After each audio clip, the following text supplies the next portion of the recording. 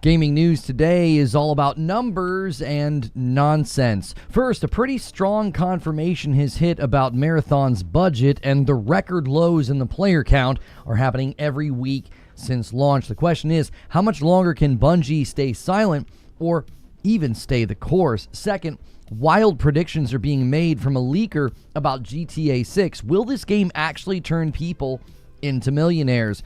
Third, well, this is not about numbers. This is more about nonsense. A continued debate about the PS5 Pro is happening on Twitter, and you'll never guess what it's about. Water and reflections. If you guys enjoy this content and you enjoy these daily live shows, do me a quick favor and make sure that you have hit the like button. Make sure that you are subscribed to the channel with your bell button switched to all. Notifications can sometimes get turned off on those channels that you frequent. And you can help us with the big goal. Consider becoming a member. If you click join, you can spend $5, and then for the whole month you get a badge and emotes, and you also get access to my members only Discord. That is how I am able to do this full time. So let's get into the first story.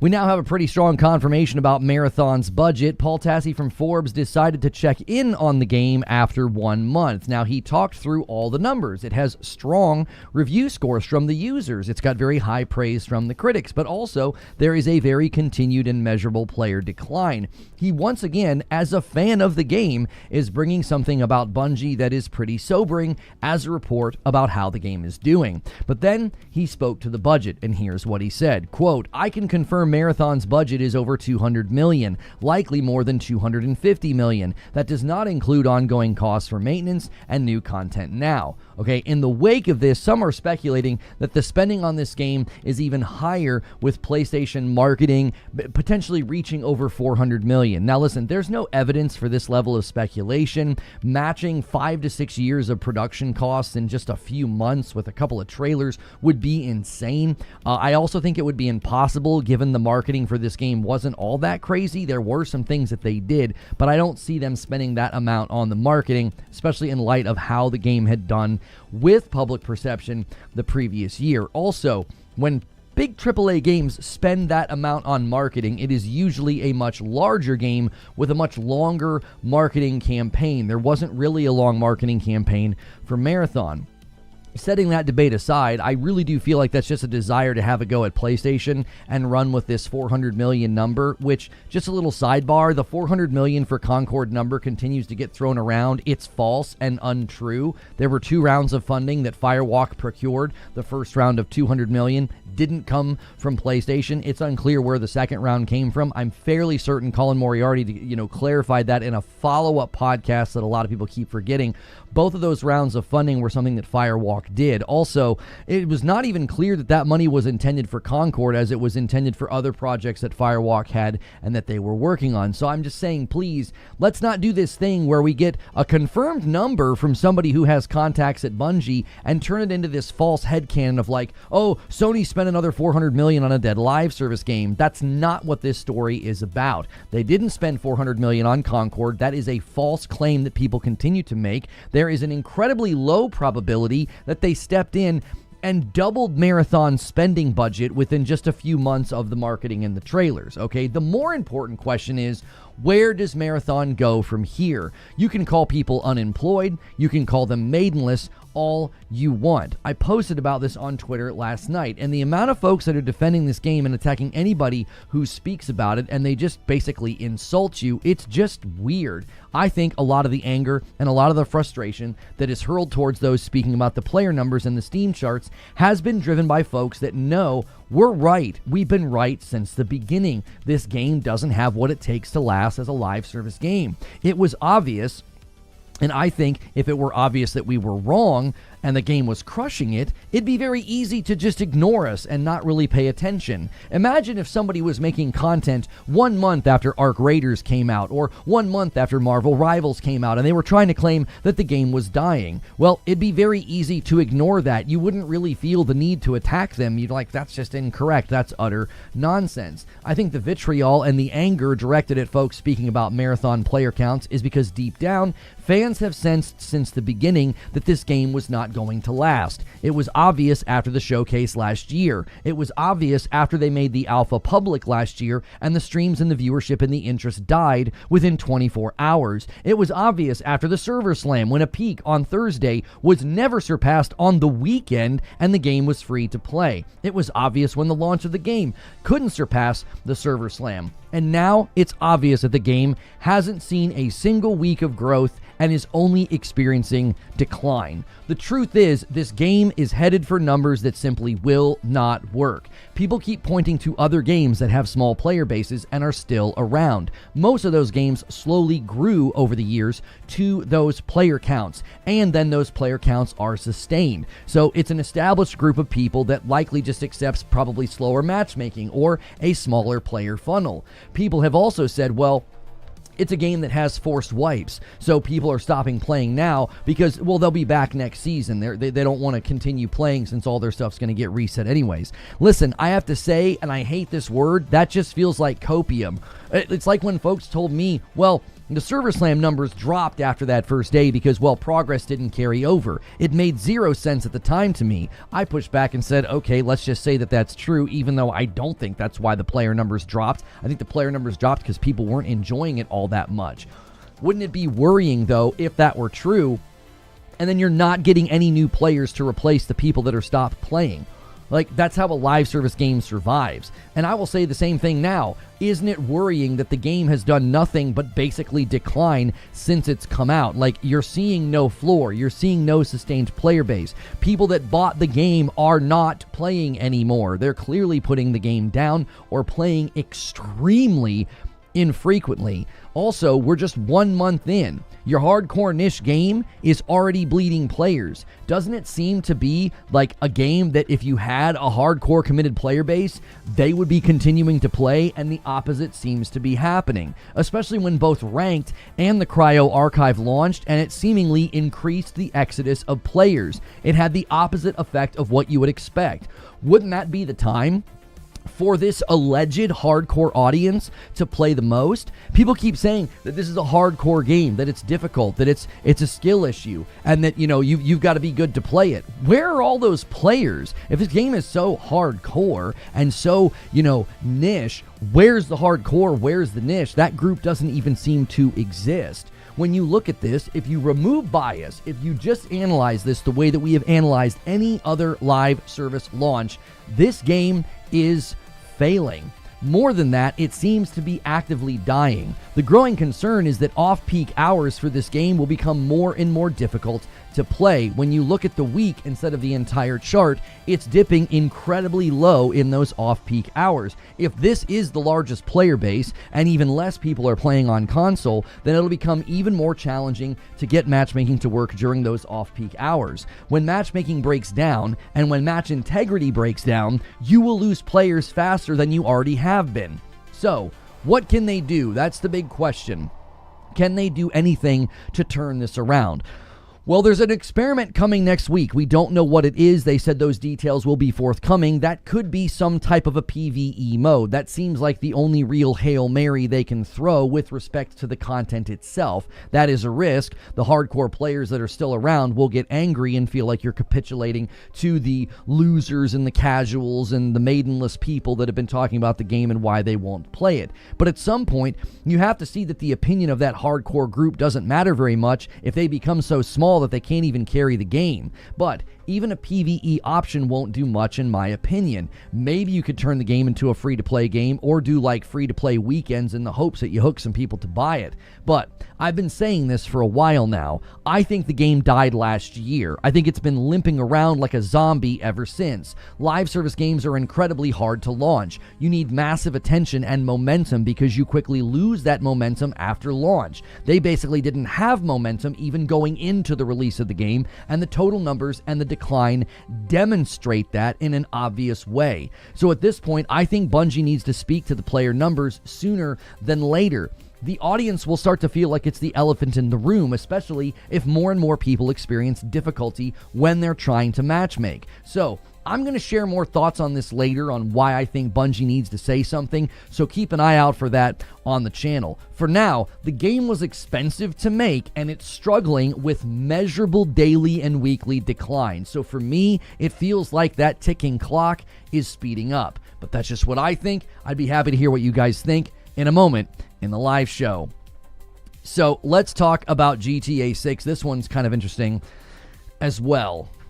Well, according to an eccentric insider and leaker, GTA 6 will be making some creators and players into millionaires. Hip Hop Gamer was doing an interview and he said that, quote, "Things in GTA that I know for a fact, this game will produce millionaires. We're living in a time where UGC, that's user-generated content, is a major thing. It's wise and it's worth the wait." He also spoke to how PC is going to expedite this. He said, quote, "When it does come, especially to PC, if you thought GTA 5 was crazy, especially with the role-playing servers and everything that they were doing, you ain't seen nothing yet." Now, we just covered recently that the GTA 6 Online is rumored to be releasing 1 month after the release of the game. Now, that follows the pattern that Rockstar did with GTA 5, as well as Red Dead Redemption 2 with their online launches. So, keep your eyes on the horizon, and hey, be creative in GTA 6 Online when it finally arrives. You could, according to one insider, strike it rich.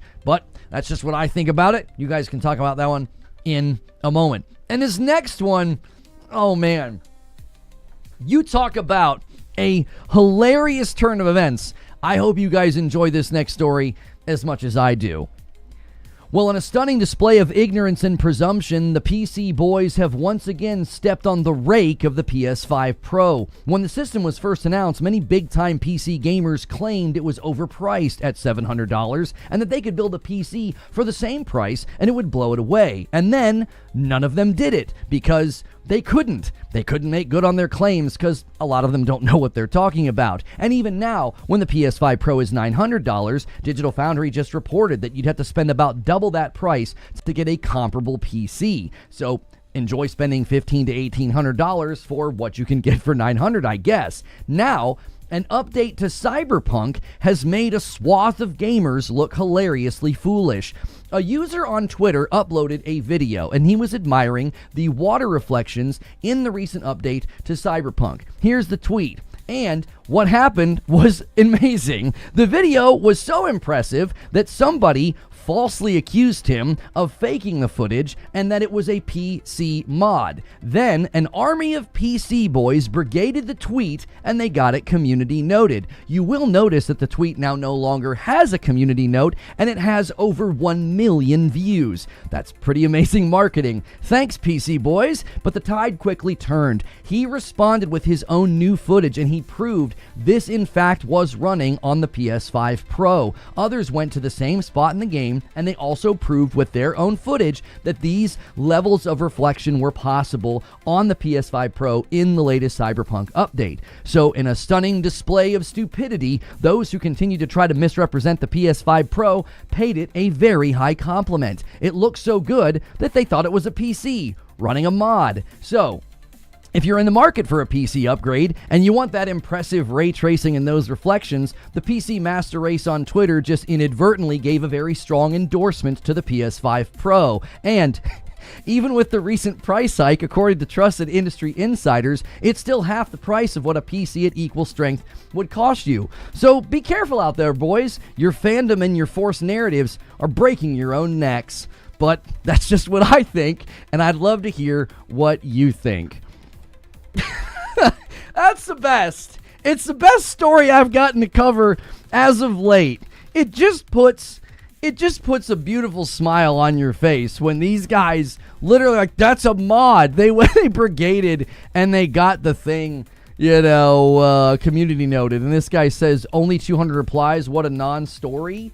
It has over 1 million views. What a dumb thing to say. Is it got you in your feels? Are you upset? Are you one of the ones who thought it was a PC mod? I mean, you can tell us. We won't tell anybody, right? We won't tell anybody that you thought it was a PC. Come on. Just let it out. Treat this like a therapy session. It'll be okay, okay? You know, put your body pillow, drop it off at the dry cleaners. It probably needs it. And then take this time to just have a little bit of therapy in the chat and admit that you were one of the people that thought it was, you thought. You're like, yeah, there's no way it looks that good. I was told that the Pro is overpriced and that it can't do anything. You just can tell us. It's okay. Good morning, good afternoon, and good evening, everybody. Thank you so much for being here. Let's get started with the first person who's going to take that shot. Han shot first, and so did you. Mr. Haseo gets us to 170. Joker Quinn seemed to get the memo and bumped us to 175 before the stream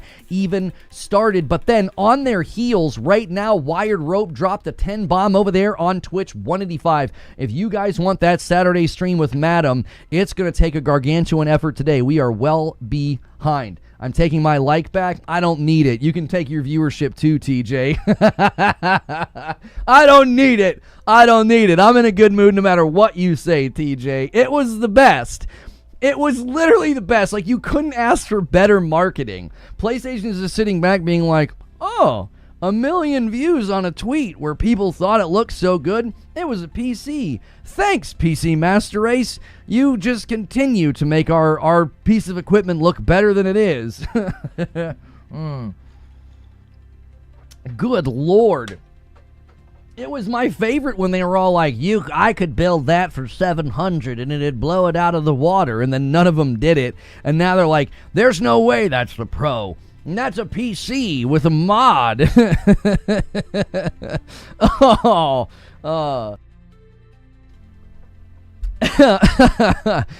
it stings. They will, listen, anybody who puts me in their content this weekend about this, I know you're upset. I know you're molding and seething about this. It'll be okay. If making fun of me helps you heal in your tiny cold heart, I guess that's what you have to do.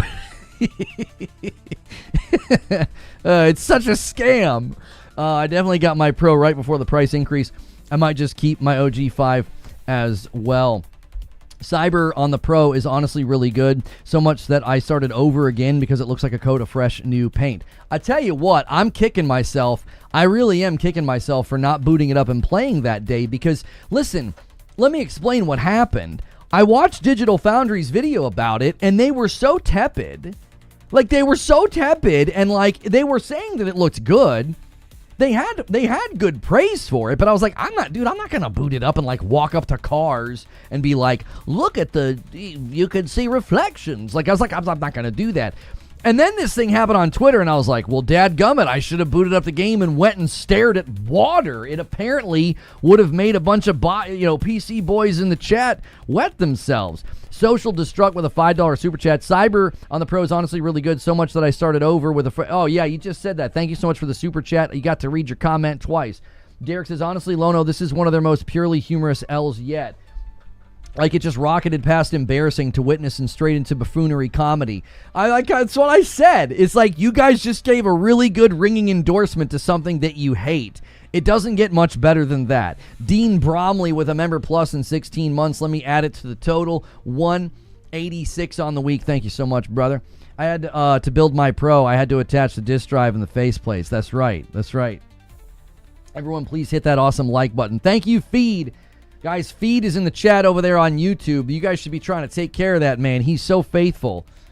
The response to the tweet is hilarious. I love it. I love that we can talk about that instead of Marathon. Like I did, I talked about Marathon in my show open, but, there's not much else to say. I mean, unless you guys have some thoughts.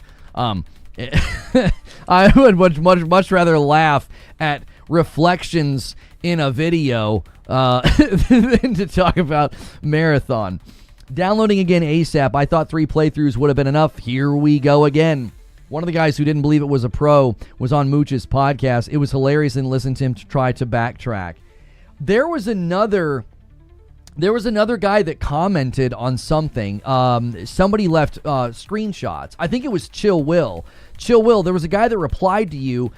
Chill Will was like, oh, here's some screenshots. And the guy did the same thing. He's like, no, that's PC. And I was like, do you really want to do this again, bro? Let me see if I can find the screenshots that Chill Will put on my tweet. Let me see if I can find it. Here. There we go. Chill Will says, these are screenshots from my pro. So see, Chill Will's just uploaded some, just some screenshots. Chill Will hangs out here like every day. This guy says, no, this is clearly PC with the Dark Knight mod to make it actually feel like nighttime. My man said nighttime. Nighttime? It's nighttime. It's time to go nighttime. Like, what? Nighttime. That sounds like he's getting ready to go to bed. DK Bager with a gifted member. Thank you so much. Grown man out here saying nighttime. You know what I mean? I'm sorry. I am drinking all of this in. It's truly wonderful. It really, really is. I wish it would have taken a little bit longer for it to happen, so that like some of the token dudes would have made videos for YouTube and had to delete all their work. Like, I wish it would have played out a little bit longer, because homies were getting ready. They were getting ready. They were writing their scripts. They were gearing up to just absolutely have a field day with this clip. And, they were getting ready. That's what I hoped, is like somebody would have to like press delete on like 5 hours of work to be like, oh, shoot. I don't feel bad about what I spent on my PC.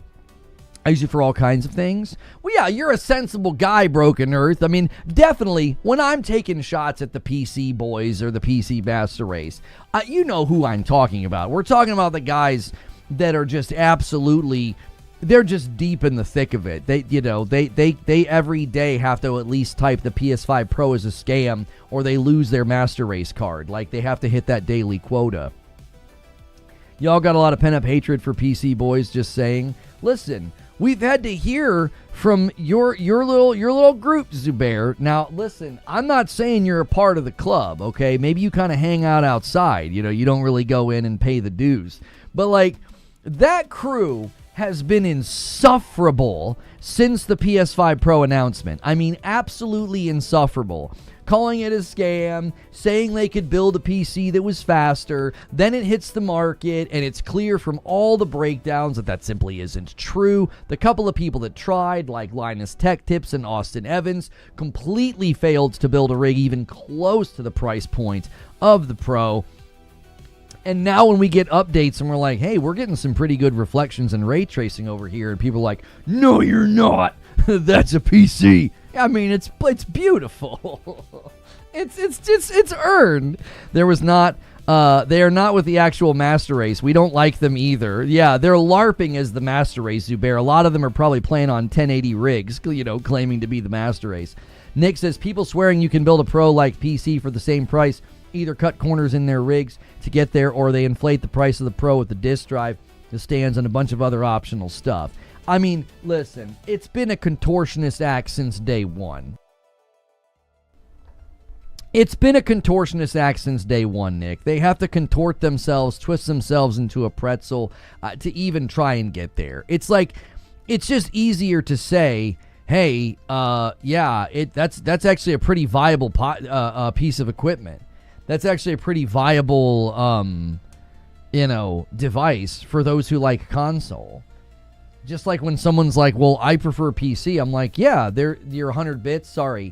100 bits from Wired Rope. People don't lump people together as a monolith. If that was a real person on PC, they wouldn't have made those comments. That was most likely an Xbox refugee. I don't know, dude. There were an awful lot of comments floating around. It seemed like, you don't know. I'm not grouping everybody together as a monolith. Like, when I write a monologue like that, you guys have to understand, when you're communicating and you're doing content like that, I can't stop every 5 seconds and be like, I don't mean every single person who games on PC, just so you know. Like, I can't do that.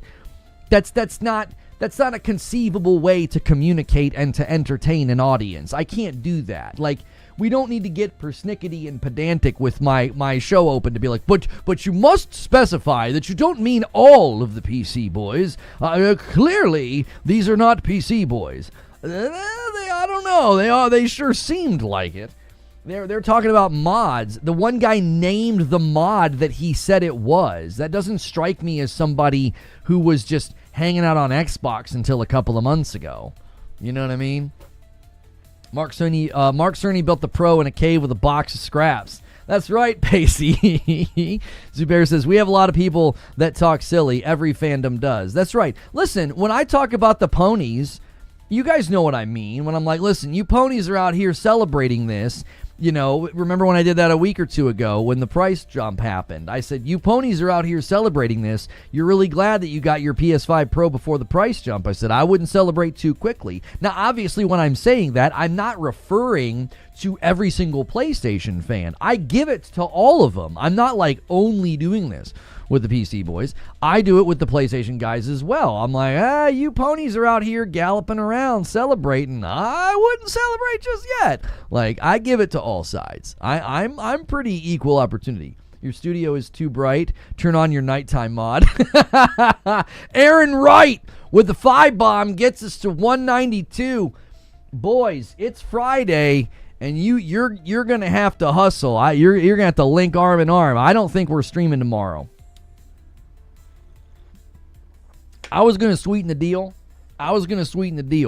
I'm only gonna sweeten the deal if we get close. I'm not gonna tell you how I'm gonna sweeten the deal just yet. You guys will have to find out if you get close enough. If you guys get that number to like 350, I'll sweeten the deal and what we'll do tomorrow. You know what I mean? Effing nighttime. Nighttime. You ever go night? Yo, $5 from Broken Earth says, disk drive stand, new side panels, and extra edge DualSense. LOL. Now we're talking about a price that you could get close. Creature says, that explains so much about some of these people. Nighttime. Nighttime is the right time, for fight time, I guess. Oh my golly. It's truly remarkable. PC fanboys are a master race. PlayStation fanboys are ponies. Xbox fanboys are bots. Nintendo fanboys are drones. Yeah, I don't know if I've ever really said Nintendrone or whatever the heck people say. Guys, as you're pressing that like button, it helps out the video. So try to get us to 200 likes if you haven't done so already. If you're watching us in the various locations, you might even be watching us on through the shorts feed. That would be crazy if that's happening, but go ahead and let us know if that's happening. We would be happy to meet you. Narwaffle with 46 months and a VIP plus. Thank you so much, Narwaffle, for bumping the line to 193. Quality lags do come from top tier screen. That is a feature. You might make nighttime. You can make nighttime look better. No. We were just laughing. The way he said nighttime, it just made me laugh. Like, that's like what little kids say nighttime. You know what I mean? It's not even nighttime yet. Like when it's time to go to sleep and your kids are like fighting you on it. That's what they'll say. They'll be like, it's not even nighttime yet. So when that homie said nighttime on that tweet, I don't know. It just made me giggle. I was like, nighttime?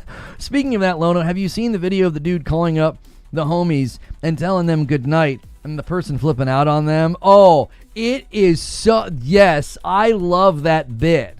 I love it. I'm just calling to say good night. The one guy turns like gangster on him. You're like, that guy's gonna pull up. He is 100% gonna pull up, dude. You should not have called and wished him good night. He's gonna kill you. He's your friend, but he's gonna put you in the dirt, bro. I loved it. It's almost as good as the guys that call in to a place that they don't work and they're calling in to say they can't come in. Those are pretty good too. I don't like that they're wasting some poor manager's time though, but it is funny. Broken Earth with the $5 super chat. Honestly, that level of performance is what makes me so angry about the lack of performance on PC sometimes. Money spent to performance is so low now. Oh, for sure. And this is the thing. We've talked about this recently with respect to like the depreciating returns that you're going to get from hardware. Listen, if you guys are tuning in for the GTA 6 news and the GTA 6 leaks, just ask in the chat. Hip Hop Gamer's talking about, he knows things, man. He's like, listen, people are going to be millionaires in this game. There's going to be so many opportunities for user-generated content in it. Yes, we've talked about this quite a bit with the depreciating returns of how the hardware is going to give continued lower jumps, for the money. Well, that reality is affecting consoles, but it's also going to be affecting PCs. So those jumps in the future, you're going to be dealing with the same thing. You're not going to be getting those huge jumps when you buy a brand new card or when you upgrade, because we're seeing less and less. So they're leaning on things like frame gen, DLSS, ray tracing, ray regeneration, path tracing, things like this to get visual lift and image quality enhancements and improvements, and that's going to be the thing that we see. Well, that's the real kicker. Like when I argued that PlayStation's kind of wanting to close the gap on PC, I'm like, that's one way they're going to do it. Because in the future, if you're both dealing with the same thing of like those hardware jumps are not as big, PC's not going to be having those leaps ahead like they used to.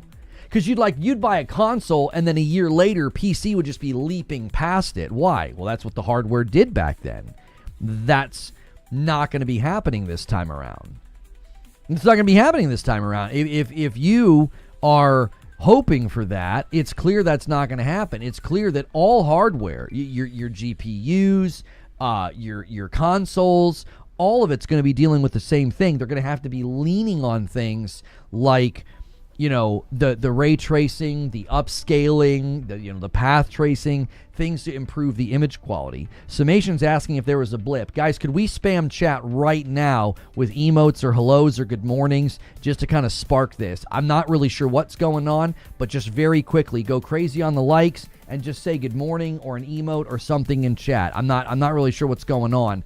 But we're that weird thing is happening again where everything's just coming to a screeching halt. It makes no sense to me why this keeps happening. So, I've got Hilly over here on Twitter spamming emotes, and YouTube, I've got Loch-ness. I've got one, I didn't have a blip. Okay. Well, I'm not sure what's happening. There we go. Okay, I really continue to wonder what is going on when that happens. Sometimes my chat gets disconnected and reconnects, and I'm like, this is not a one-way phone call conversation. I don't know why that keeps happening. Lona, are you going to make a Reforge station on GTA 6 so we can listen to you talk about earnings calls while we're earning in the game? Yes, there it is. Bunch of spam in chat. That's what we want to see. We got this is a conversation, boys. This is a conversation. And a 5-bomb from Siege Master comes in over there on YouTube, gets us to 198. Thank you, Siege Master, getting that chat to move. But yes, the depreciating returns from hardware, I think, is just going to be a reality that everybody faces, I'm so glad Hilly's the only person alive over there on Twitch. That's wonderful. Malice One is alive over there and gifts a 5-bomb and steals the milestone from YouTube. Broken Earth hits it at the exact same time and gets us to 208. I tell you what, I'll give you guys both a gifted member, all right? Let's be generous today. I'll be generous. I'll gift one to each channel. There we go. Thank you so much, Mr. Broken Earth, as well as Mr. Malice One. There it is. I just gifted a member over there on Purple, and I'll go ahead and gift one over here on YouTube as well.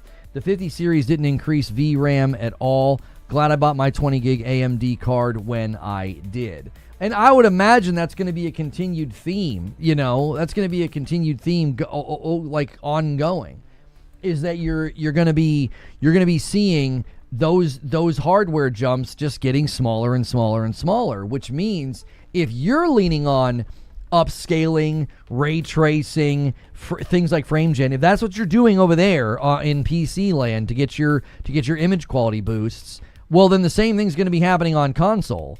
Which means conceivably you'll be able to boot up a PS6 and have image enhancements and image lifts that are very, very common in PC land, especially for the average PC user.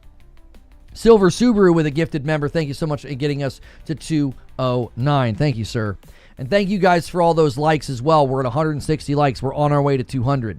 The Pro at 700 was definitely the best tech purchase I've ever made thus far. Silver Subaru says, let's go, chat. Only the 9XX90 cards seem to be advancing and you pay for it, says Zubair. I'm not sure VRAM is going to help as much. Did you guys see the tech they are testing that is reducing the amount of VRAM being used? I have not seen that, no. Victory Screech says, plot twist, Sony brings in Naughty Dog to give advice to Bungie and give them the thumbs down, and they're whispering, this is for factions. That's hilarious. Broken Earth with another one and bumps the line to 210. The next milestone at 225, I owe you guys a member. Yelgler says the 6000 series is supposed to be using a new manufacturing node, so it should have a decent upgrade over the 5000 and the 4000 series, but will probably cost stupid money. Yeah, which means you're still going to have another card that like largely isn't represented in the user base and the average consumer experience, which is a continued thought. That if the average user doesn't have that experience, then what difference does it make? It's like, yes, you can spend through the nose and get that experience if you want, but you're still going to be seeing, I still think the jumps are smaller going forward. The jumps are going to be smaller on console. The jumps are going to be smaller on PC. It's much easier to optimize for a specific platform as opposed to PC with infinite possibilities, says Beef. It's been that way since day one. Please understand, with all respect, as an average American, nothing justifies paying more for older hardware. No hate, just my opinion. The interesting thing is that no one has to justify paying for older hardware. Like that no one has to justify that. That's just a matter of if the market or the consumers want to do it.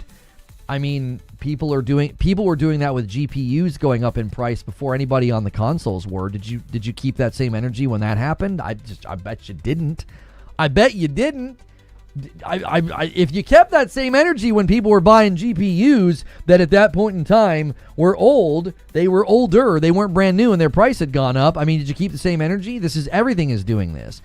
Every piece of technology virtually right now has gone up in price, and it's not new, it's old. It's like, yeah, that's from a year ago or 2 years ago or whatever. In the case of the consoles, they're 6 years old now. They're all facing the same reality. Silicon gets better. If it gets better, they will give us less for the same price. You personally did? Well, if you kept it a buck with people buying GPUs that went up in price, even though they weren't stronger, better, or newer, if you kept it then, well then fine, you've been consistent.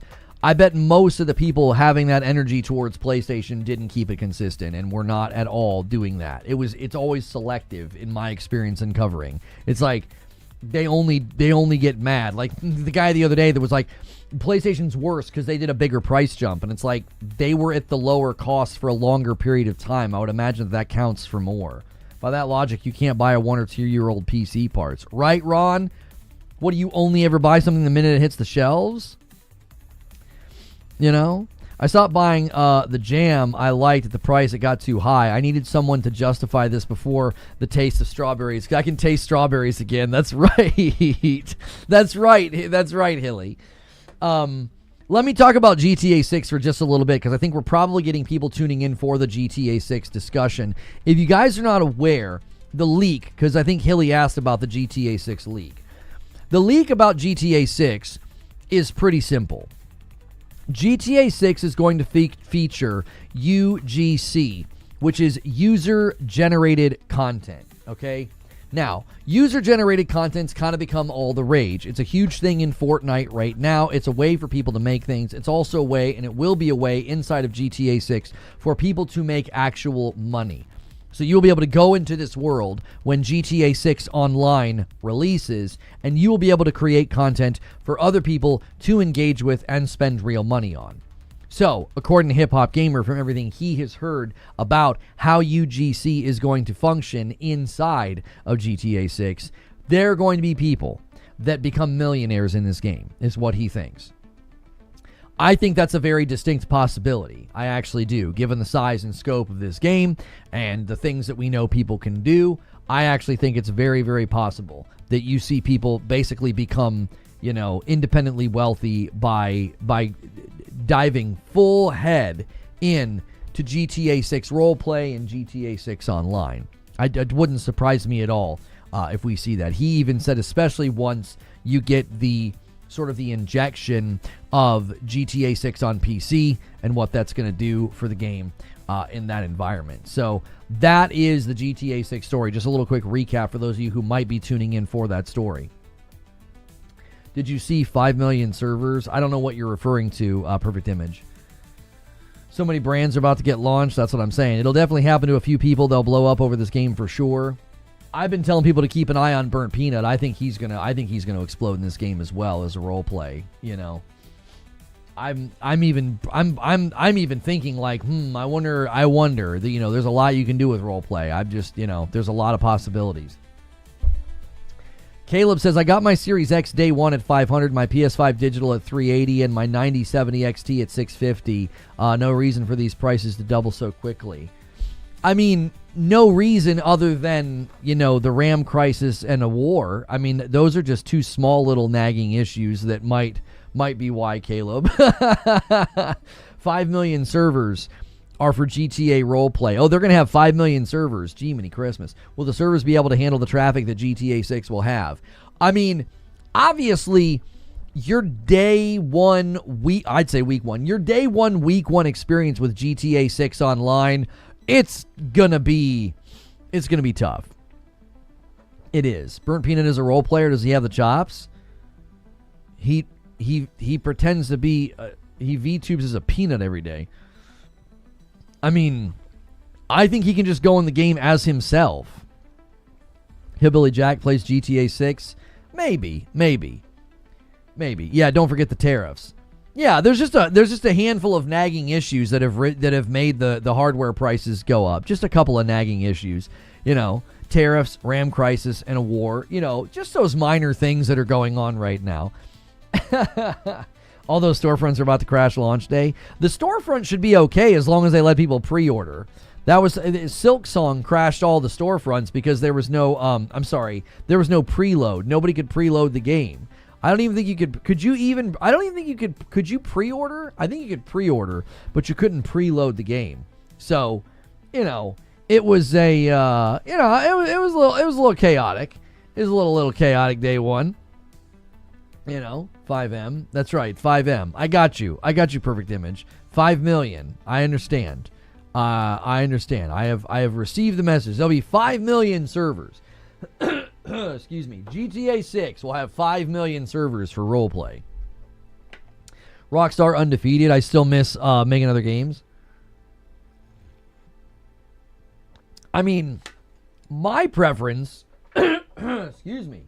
My preference would have been to do like an actual crazy, you know, modern day Red Dead Redemption or something, but that's just my preference over GTA. You know, he who shall not be named. We talking about Voldemort? GTA is a cultural event, pop culture and gaming culture. Hamming it up on stream isn't the same as role playing. He'll still kill it even if he just keeps being himself. He's hilarious. I think you have to understand is his fan base will take more pleasure into watching him in the world as opposed to him just creating some new character. You know what I mean? I think he's saying 5M is the name. Oh. In case you missed it, GTA 6 will have 5 million servers. That's what I don't understand. Is it 5 million servers, or are you saying 5M? Like I don't understand what is 5M? Is that the brand they bought or something?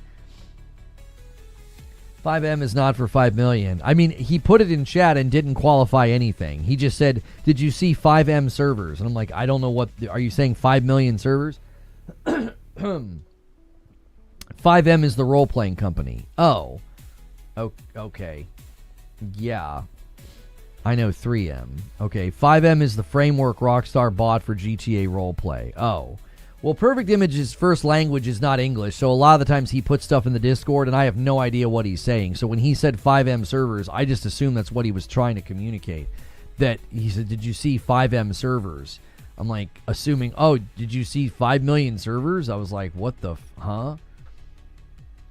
5M was a company. Okay, got it. We're all caught up on what Perfect Image is going to earn me never reading his chats ever again. This is, I think, 10 times this week now. You've put something in chat with zero qualification, and I just get confused. It's a wonderful pit stop. Has Control Resonant got a release date? No. They just did a thing yesterday. And we're talking about how you can wishlist the game, and they're still saying that you can wishlist it's coming in 2026. They've not clarified a release date. That's why Hip Hop Gamer thinks it'll be big. That's why I said Project Rome will be huge, because that's where they see the name for 5. Is it just everybody's turn to type terribly today? Wired Ropes. I'm just going to read this with no attempt to correct. That's why Hip Hop Gamer thinks this will be big. That's why I said Project Rome will be huge, because that's their name for 5i5m. We're on a revolutionary tear right now. Everybody's just deciding to type gibberish. There used to be a guy on Twitch who built the GTA role-playing servers. Last I watched him, he was building Red Dead Redemption 2. Oh, I didn't go very well, did it? I mean, the Red Dead Online seemed to be flash in the pan-ish. Don't feel bad. English isn't Lono's first language either. That's true. It isn't. And a 10 bomb comes in from Loch Ness. Thank you so much. I do a bad enough job reading as it is. You know what I'm saying, y'all? You gotta help me. Take 2 seconds. Just 2. 10 gifts for that one. Thank you so much, Loch Ness. Take 2 seconds and read your chat before you send it. My poor old man eyes. I'm struggling over here. And people are like, did you see thing on the date of when I got here? And you're like, huh? I could have a better conversation with ChatGPT. Jiminy. It's like I'm playing cards with my brother's kids. Every streamer playing this game will be playing it on the PS5 Pro. I mean, I don't know. I would imagine initially when the game comes out, you're going to have a high saturation of people playing GTA 6 on the Pro, just because they're going to want it to look the best for the stream and perform the best for the stream. So if a streamer is considering, the production value of what they're putting out there, they're probably going to do the Pro, yes. You know what I mean? I would expect that. I mean, that doesn't mean you have to play it on the Pro, but if it, I don't know, maybe I'm the only one that does this. I obsess over the production quality. I look at capture. I try to make sure there's no stutters. I'm constantly making sure that you guys are getting a very, very good and reliable, image. I'm never not analyzing that. I'll go back and watch streams and make sure that okay, how'd that look? When we upgraded to AV1, I'm always fiddling with something. Came here to say have a great day. Is it No Pants Friday? I mean, it could be in your house. I don't make the rules. I mean, the people that you live with might have a problem with it. Why waste time? Say lot word when few word will do trick. That's right. Yes, I feel like I'm talking to Kevin from The Office all of a sudden. I can see how some people to play on the base PS5 to show off how it looks like on the base console. A state of play focused on AAA third-party games is reportedly happening on April the 16th. A bigger state of play with first-party game announcements is rumored to be happening late May, early June. Well, I mean, okay, so the second part of MBG's tweet, I mean, listen, I don't know where he's getting his information, but pretty much anybody could make that guess. I mean, I've said that a handful of times, that could be a legitimate source, or it could literally just be somebody guessing. Sony has now consistently 3, 4, maybe 5 years in a row, I'm not sure what the count is, late May, early June, they do a state of play. The one time they did a showcase, but the rest have been state of plays. They basically kick off Summer Game Fest. Now, the part that he's throwing in there that, again, I don't know where he's getting his information, that's the new way on Twitter, is that you just tweet something and you don't put the source. You're just like, yeah, this is now what we're hearing. And it's like, where? Who said it? And it's like, somebody. Thank you so much. The second part of it that's like, oh, the late May, early June state of play is going to be focusing on first party announcements. You know, I don't put a whole lot of confidence in that, if you want my honest opinion. I think that sounds fake to me, and let me explain why I think that sounds fake. PlayStation hasn't done a first party focused state of play in like forever. Like that just isn't how they roll. Now they'll do a state of play that is like, here is such and such game, but they're not like, here's 20 to 30 minutes of just all first party. That they just haven't done that. I see no reason they would suddenly start doing that. You like my RoboCop shirt? You'd buy it for $1? You think I'm that cheap of a date that it's $1 to get my shirt off? Alex Mercer with $5 super chat. I think UGC is great. User-generated content is great, similar to Doom 2016, Snap Maps, Infamous 2, or Little Big Planet UGC, keeping GTA 6 somewhat unique and interesting. He's reporting what Nate said. Well, then just credit him. You know? Just credit him. That's actually not what Nate said. Nate's not speaking to the second one, is he? I'm not seeing that. Nate the Hate is saying that I'll share the unconfirmed date is April 16th. Yeah, we already covered this. Wilbur, you must have missed the show. A lot of you missed the show. There's something wrong with YouTube. There's something wrong. You must have missed the show, Wilbur. I already reported on this. I literally read Nate the Hate's tweet in my coverage this week. Nate said nothing about the late May, early June first party one. He didn't say that. I don't know. I don't know. You missed the RoboCop reference? That's a RoboCop reference? I'm sorry. When I grew up, we weren't allowed to watch RoboCop. I grew up in a very sheltered home. We weren't allowed to have He-Man because there's only one master of the universe. Like I grew up, if you've ever seen Nate Bargatze talk about how like he grew up like 90s Christian, which is like the most Christian, he's like, I think Jesus had more fun than I did. I totally resonated with what Nate Bargatze said. You know what I mean? I was like, I grew up the same way. I did. I grew up the same way. Then take the shirt off, poser. Why would I do that? Oh, you guys are like that? Like if I wear the shirt, I had to have grown up watching it? Oh, okay. I'm not going to do that. There's this really cool thing that happens when you get married and have kids and care about things that are important. You don't care about that. Like, you're not going to stop some girl wearing a Led Zeppelin shirt and, like, make her tell you their top 3 titles or songs that she likes. Like, you just, you just don't care. You know, I got a RoboCop shirt. I think I've got a Dungeons & Dragons shirt, too, somewhere that I got from a loot crate. Hopefully, you guys are okay with the fact that I've never played D&D. You know what I mean?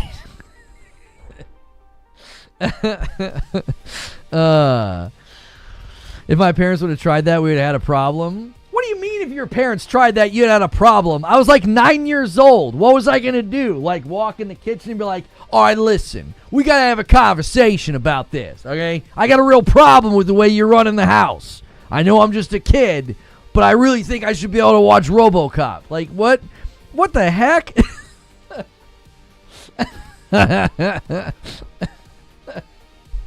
Where's your Terminator shirt? I actually don't have a Terminator shirt.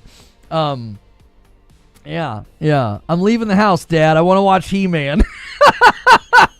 That's right.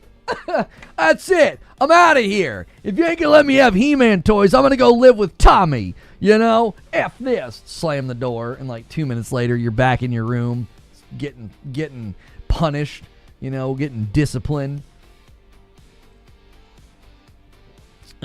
Anyways, same here, right, Hex? Some of these guys don't know. You know what I mean? You guys are all like degenerate porn addicts. Like some of us grew up sheltered. You guys are like, I played GTA 5 when I still had a blankie and I turned out okay. You talk too much? It's a freaking talk show, you dip. What are you doing here? You talk too much on this talk show. JW comes in with a 5 bomb and gets us to 225, and I owe you guys a member. Let me add that one to the total. Let's see here. You know, there we go. Getting disciplined by He-Man sounds like a hard time. I forget we have a lot of gays here. I'm sorry if I got you guys really wound up this morning hearing those words in close proximity. He-Man, getting disciplined. You know, I just really ruined your day. You're very distracted now, you know. My apologies to the gays. I am sorry. The talking is the entire point. Yeah, it's the point of the show. It's literally a talk show. It's like, hey, listen, I tuned into this talk show to get some silence, and I'd appreciate if you'd shut the frick up, Lono. Growing up Christian in the 90s was a different world. It was. It's a different world. That made me think of that show. I know you watched that one growing up, Biggie, right? I mean, I'm not presuming, but I think we all did. I really just laughed out loud. It's a freaking talk show, you dip. I didn't have a VCR until I was 16. I had a lot to catch up on when I didn't get out of church till 15, so I hear you. Oh my gosh. Yeah, dude. You turned 16, got your driver's license, and you were like, whoa! You're like, this is it, boys. I'm going to watch G.I. Joe and He-Man, and I'm going to drink a lot of soda.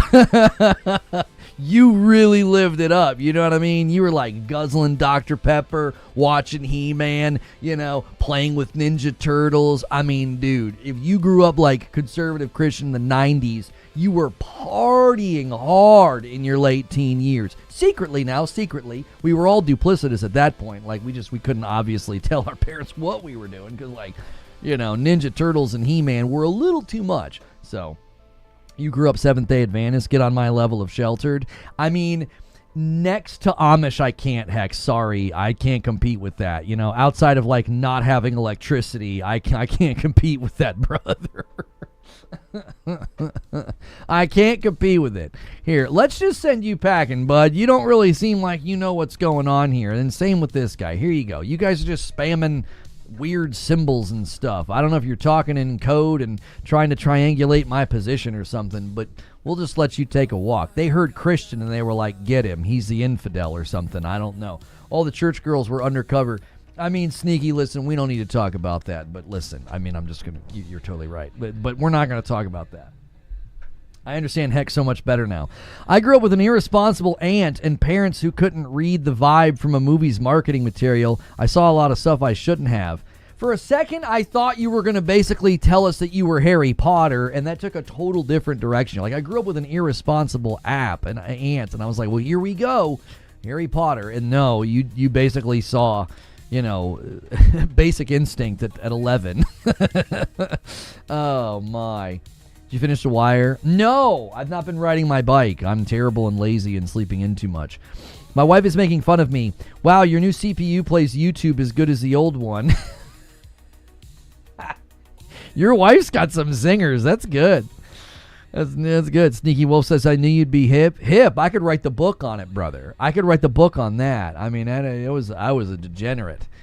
You know what I'm saying? I was a degenerate. In any case, what are we even talking about now? We're so off the rails. We haven't even hit 60 minutes. We're not even an hour into the show, boys. We got to get back on track here, okay? So, if you have your Bibles with you, turn to 2 Timothy. I'm just kidding. That's my other stream. My sister got to be goth. Yeah, everybody had their goth phase. I remember that. The Wire kind of falls off a bit. The first 2 seasons are good. There's something about it that I don't feel a strong desire to watch it anymore. It didn't hook me like I thought it was going to. I was enjoying it.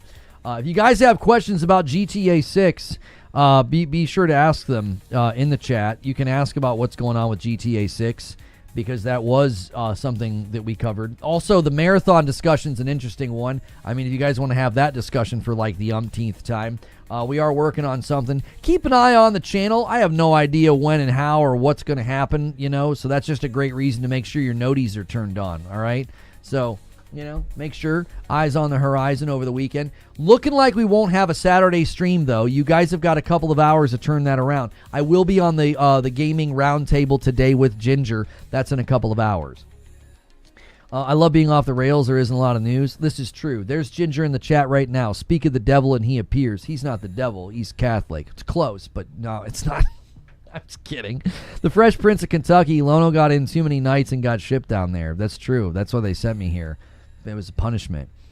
Is there anything Bungie could do to turn it around at this point? You mentioned you don't think PvE will be enough. Overall, my sort of diagnosis of Marathon is that here's their problem. Let's talk about this in a completely different way. You have a Bible stream. Does that mean your OnlyFans won't get any more content? Yes, that's right. That's right. Everybody goes on that arc. Everybody has that arc. You know what I'm saying? It's I'm gonna do OnlyFans. I'm not gonna do much, and then it's like I did much. Time to delete it, and now it's time to do a Bible study. I think some people should consider that, but the situation with Marathon. Let's talk about this in a completely different way than we've talked about it up to now. Okay, I don't want to have debates about it's too hardcore. I don't want to have debates about like it's a skill issue. That's tired and stupid. Okay. That's tired, and it's not that it's stupid. It's that it's tired and it's too low on the totem pole. It's not important enough. Okay. Here's the reality that they're facing. This is the problem they need to solve. The problem they need to solve is not necessarily PvE or PvP or content or free to play. All of that is a secondary conversation. Okay, that's a secondary conversation. The single most important thing they need to do is they need to recapture the public's attention, and I don't know how they do that. They would have to do some level, some measure, something where they're like getting everybody's attention, like a showcase or something. I mean it. Like, the actual problem is bigger than just, oh, can they add PvE or can they make it free to play? That's a secondary conversation. Like, the car's on fire and you're talking about where you can go and get gas for it. It's like, wait. Hold on a second. Hold on. The car's on fire. You're talking about, well, where's the next gas station? We're going to need to fill up. Homie, the car's on fire. You have a much bigger problem. It's not that, you're out of gas. It's that you need to put the fire out first, right? It took me 8 minutes to get a rook run before 10 a.m. Australian time today. Holler Rage, it's going to get worse. It's going to get worse. And there's all the not me Andys on Twitter that are like, I'm getting into matches just fine. And it's like, yeah, if you're playing at like 8 o'clock at night in America, you're fine. If you play in the off-peak hours, homies, it's getting down into like 8,000 players, 7,000 players in off-peak hours, and that's on Steam, okay? So listen. I think their primary problem is not just that they need like, PvE or new content or something like that. Their problem is that nobody's paying any attention to them. Nobody's paying any attention to them. I said it last year. I said it last year. I was like, nobody cares. They moved on so fast.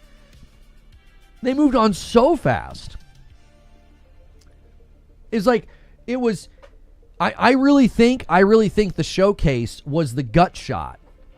If you've ever, this is a little morbid, but if you've ever heard this, like, it's one of the worst ways to die because if you've ever studied documentaries on war and stuff, dudes that got shot like in the gut, that's like the worst. It's hours and it's agonizing and it's slow. Okay, like in movies, they're like, oh, and they're like, tell my wife there's one bagel left.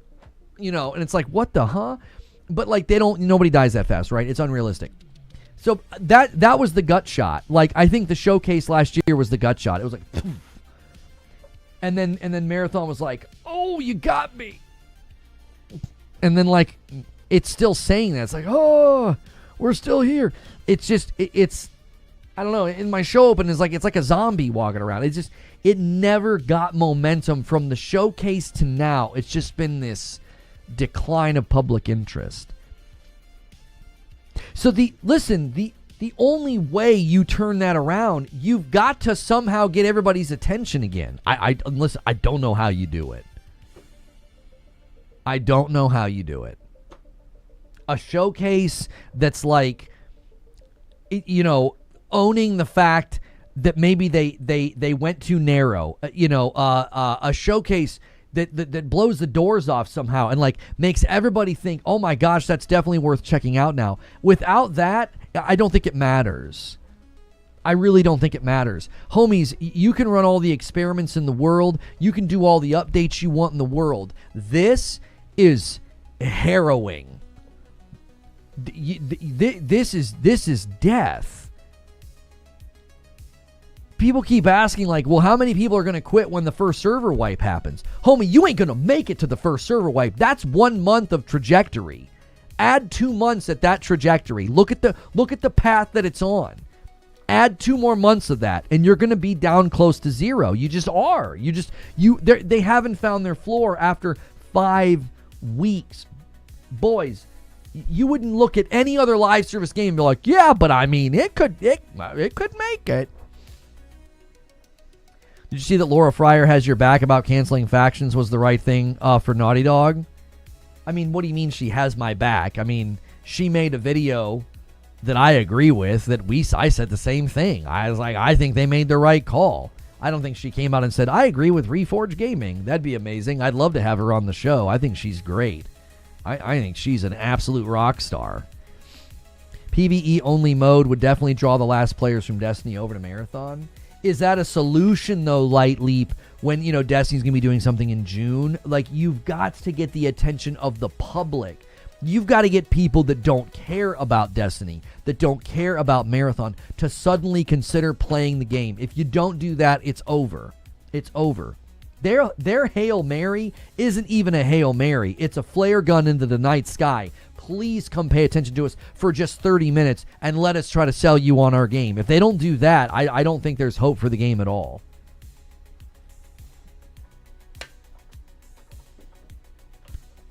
Do you think they should not do the latest showcase? Do they have a planned showcase? Laura Fryer and Epic Treasure always speak good about you? What do you mean? Laura Fryer didn't say anything about me, did she? I know Epic Treasure. She's really sweet. She's always been nice to me. It would kind of make my day if Laura Fryer said something nice about me. I've known about her since she had 15,000 subscribers. Right? Since Laura Fryer had like 15,000 subscribers, I was like, this is an absolute rock star here. People need to listen to what she has to say. I'm glad to see her be so successful. She blew past me in sub count so quick. He spoke good about you in the past. I didn't know he'd ever said anything about me, MTO. In June, when the next edition of Pantheon comes out, Marathon will be a ghost town. All those homies are going to go back to Destiny. I thought she did. I'm pretty sure people would have been clamoring to the Discord to be like, Lono, Laura Fryer mentioned you. You know what I mean? Well, she's talented and likable. I know, Zubair. Like, she's got the two things that I don't. Talent and she's got likability. If only after 10 years I could figure that part out. I got it. They pivot to PvE and they put it on PlayStation Plus at the same time. Would that make any money, though? Listen, those are other fish you've got to fry later. That is absolutely not the fish to fry right now. They got bigger fish to fry. The biggest fish is they don't have the public's attention. They don't have the public's attention. They don't.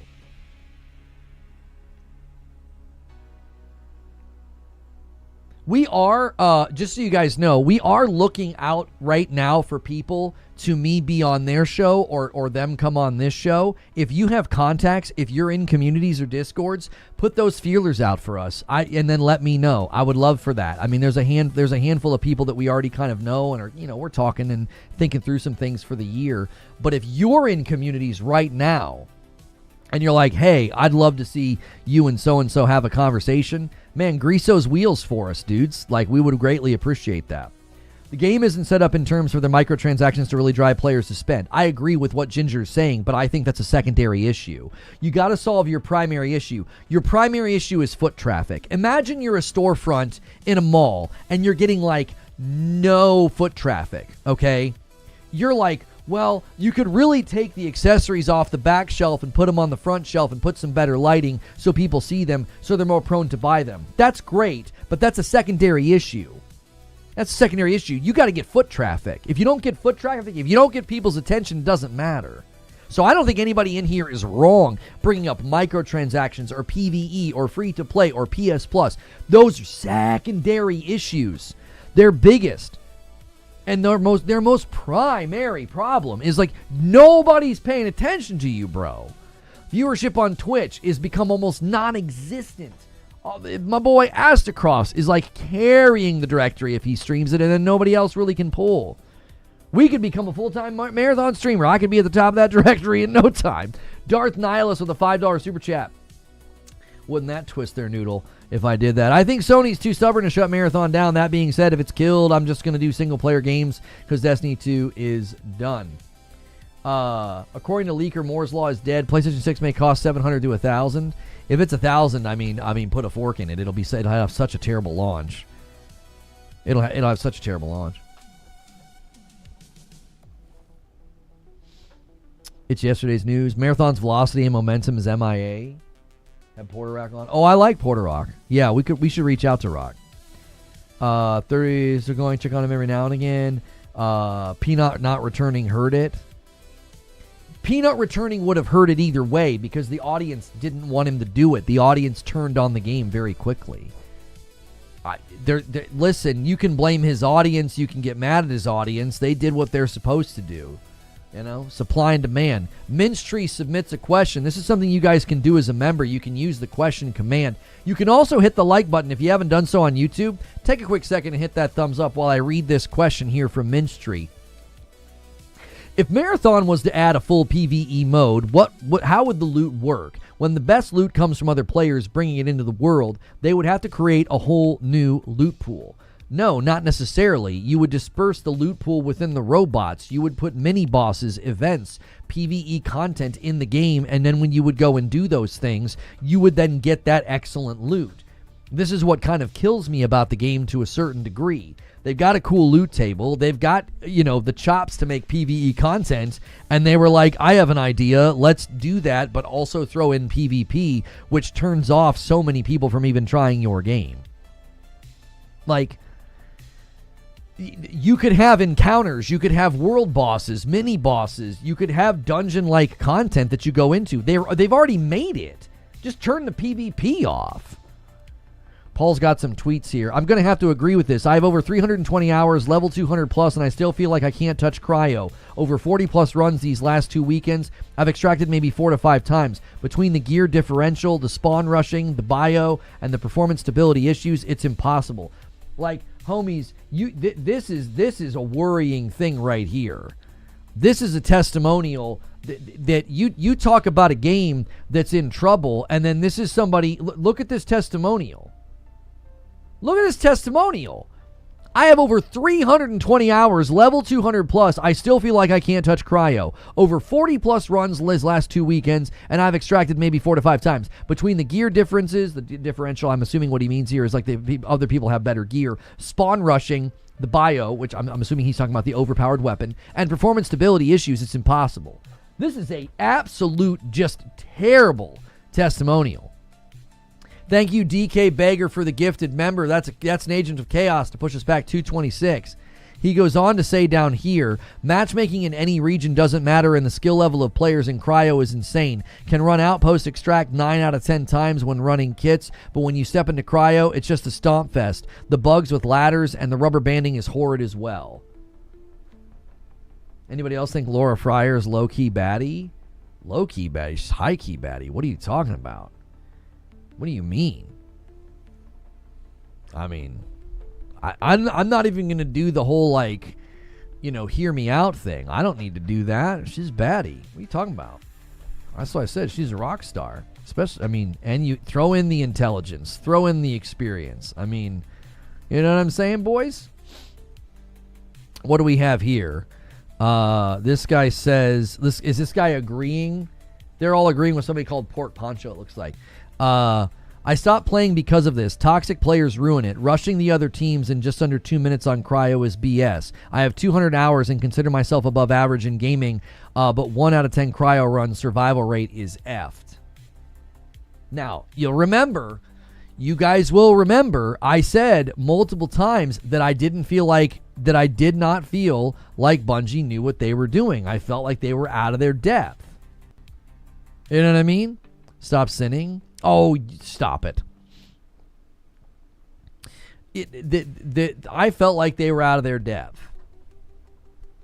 They created a crown jewel for the content that's not even accessible to the people that are in the game. It's worth reading over this tweet and the replies. All right, hang on 1 second. Let me take a look at this. This is the tweet they were replying to. Poncho here says, Cryo Archive genuinely feels oppressive right now. I don't know how they fix this, but the matchmaking seems so out of control for higher season level people. Yes, get good, it's endgame, etc, etc. But these are the sorts of things that make the potentially long-term marathon players and therefore customers fall off hard. Yeah, this is potentially why Cryo Archive and Ranked cause the player numbers to decline rather than to stabilize. You know what I mean? Like, you brought content into the game that drove dedicated players away. We just read 2 guys with hundreds of hours that are like, I'm out. I can't hang. Right now, it's just teams of hardcore players running around with the sole objective of stopping people from actually experiencing the vaults and then the compiler. I don't think the actual map and its AI needed to be changed, but something about the matchmaking has to. If they want to keep people hooked, they need to feel that the compiler kill is achievable, because right now it's miserable for many who aren't playing this game for 8 hours a day. No, I don't think a PvE version is the answer at all. Oh, you were doing so great. You were doing so great, Pork Poncho, until you got there. The fundamental problem, as I've always said, the fundamental problem is you have put things together that don't blend. It doesn't blend. You made a smoothie and you put cayenne pepper in it, and it's spicy. And there's people out there that are like, I never thought I would have liked cayenne pepper in a smoothie, but dadgummit, this is good. And the rest of us are like, I don't like that at all. And we're spitting the game out. We're like, no thank you. You got people that have been playing for hundreds of hours and they're trying to do this content and they can't. Why? Because you put PvP into it. I don't know listen, I don't know how many times companies are going to beat their head against this wall, but it doesn't work. It doesn't work. This is like the people that are like convincing themselves. You remember that episode of Seinfeld where like Jerry and Elaine became friends with benefits, and they were like, they thought they were going to be the people to figure it out, and George tried to tell them, like, I forget the words he used, but he was like, you arrogant man. Like, you think you're going to figure this out. You think you're going to pull this off. You've got rules and all this. And guess what happens in the show? And it's funny and it's entertaining. It's a sitcom, but it's demonstrative of this situation. It's like, you think you're going to be the one to figure it out. We're going to create really, really intense PvE content, and we're going to let PvP players literally gatekeep it. How do you think that's going to go? That's a crybaby BS, bro. He's being disingenuous. That's not true. Do you see, chat? Every time.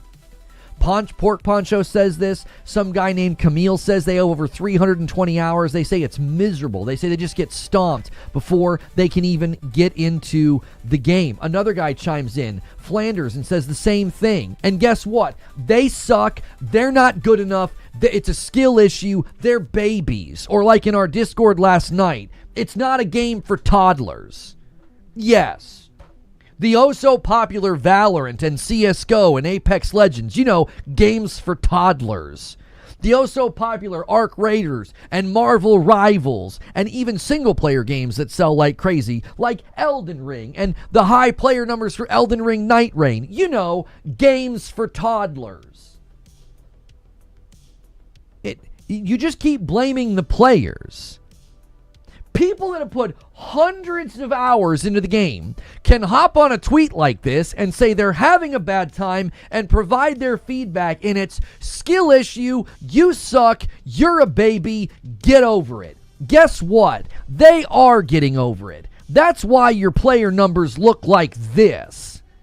So go ahead. Keep on keeping on. You can gatekeep this game to the bottom of the ocean. I hope it was fun.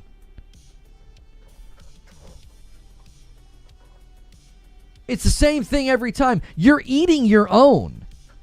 You're literally eating your own. You've got people that have been playing this game from moment one, and when they try to provide feedback like this, they get attacked. They get maligned. They get told they suck. And it's like, what are you doing? You're eating your own. The game isn't going to survive. If it had a prayer of survival, the player base is making sure that that's very unlikely. All you do is attack people that talk about it, even people that have played hundreds of hours. Yo, my man Wheezy with a tier 2 and 27 months over there on Purple says, hey, you suck, you're a baby, get over it. This isn't for unks. The charts don't matter. Population doesn't matter. I'm having a blast. Did I forget anything? That pretty much sums it up. Lono, you are offering logic to people who are entirely in their feelings. The well-adjusted people aren't making noise. They are just playing until the clock runs out. This is true, and it's unfortunate. It really is. That the dialogue has become that. It's become so ridiculous. Here's what's crazy too, Zubair. These are thoughtful replies. These are thoughtful replies from guys.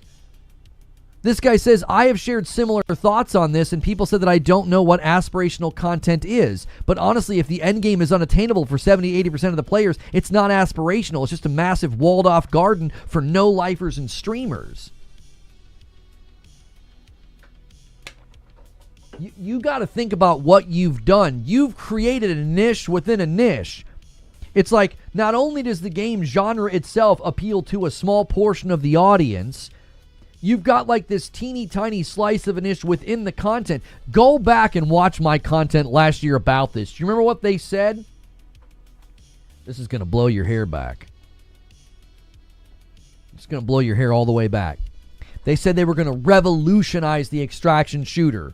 I didn't say that. These are their words. They were going to revolutionize the extraction shooter. Do you want to know what their answer was when somebody said, well, how are you going to do that? The fourth map. The Cryo Archive. That's how we're going to do it. Oh, really? How you guys feeling about that? You think they did that? You think it revolutionized things? You think it really landed this game's plane? I don't think it did. I think it did the opposite. It's an albatross. It's just pulling the nose of the plane down. It's like, are you crazy? You got guys with hundreds of hours in the game that are like, this is inaccessible to me. This isn't aspirational. I want you to imagine something with me. I want you to imagine playing Destiny for hundreds of hours and the raid being so ridiculous and so hard and so inaccessible that you're like, I can't even do it after playing for hundreds of hours. I want you to imagine standing in front of the Vault of Glass with hundreds of hours and getting domed by PvP players and having to go back to the lobby to try again. Imagine what that would have done. You'd been like, this is the dumbest thing ever. I can't even get in. That would have been the logical response. To just basically get angry and to rage quit. It'd be the most logical rage quit in the history of rage quits. You'd be like, this is stupid. I can't even get in. Your best content and you're letting people gatekeep it with skill and better gear? Okay. I mean, that is a bang-up strategy, Bungie. That is a bang-up strategy. VOG doesn't have PvP.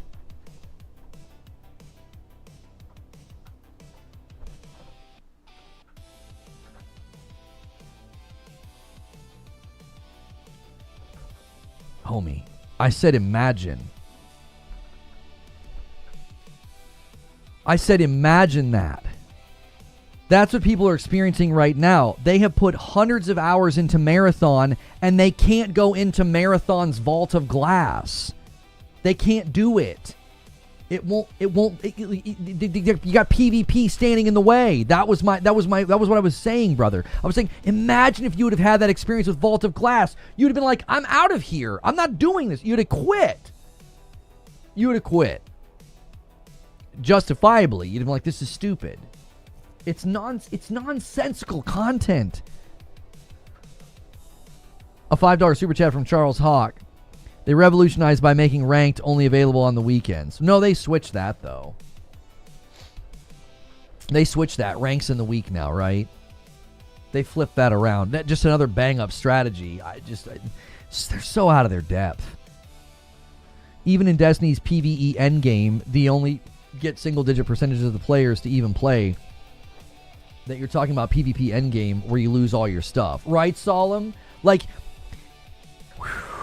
man, they were out in left field on this. Isn't it crazy, Solemn, to think about the fact that, like, Bungie of all companies is sitting there with the data, and they're like, 10% of the player base went into the raids and got stuff regularly. 10%.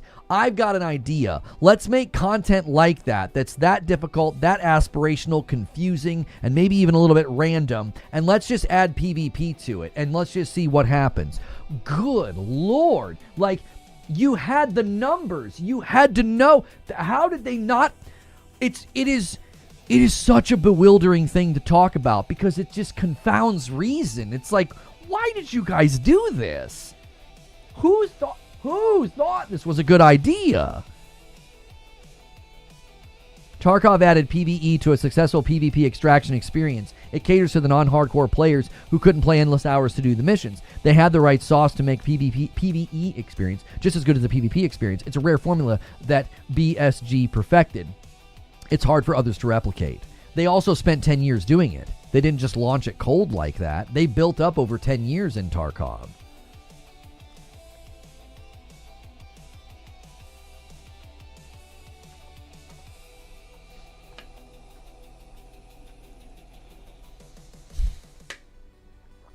Not gonna lie, I thought Cryo would be PvE because of the teaser movie where the characters died to the compiler. Cryo as PvE would be cool, but loot should be on the line. Yeah, having the loot, I'm be real with y'all. Here's the secret sauce that just eluded them. It's like they reached up into the cupboard and the secret sauce was like an inch to the left and they didn't grab it. Going into like challenging PvE environments where you can lose your stuff, homies, I think that could have been something. I mean it. I think that could have been something. Like, spending the time grinding the factions, spending the time going into challenging environments that escalate in difficulty and they get harder and harder, right? Because you had the outpost map. You do that. And then you're like, okay, I'm good. I got my stuff. I've got my value up.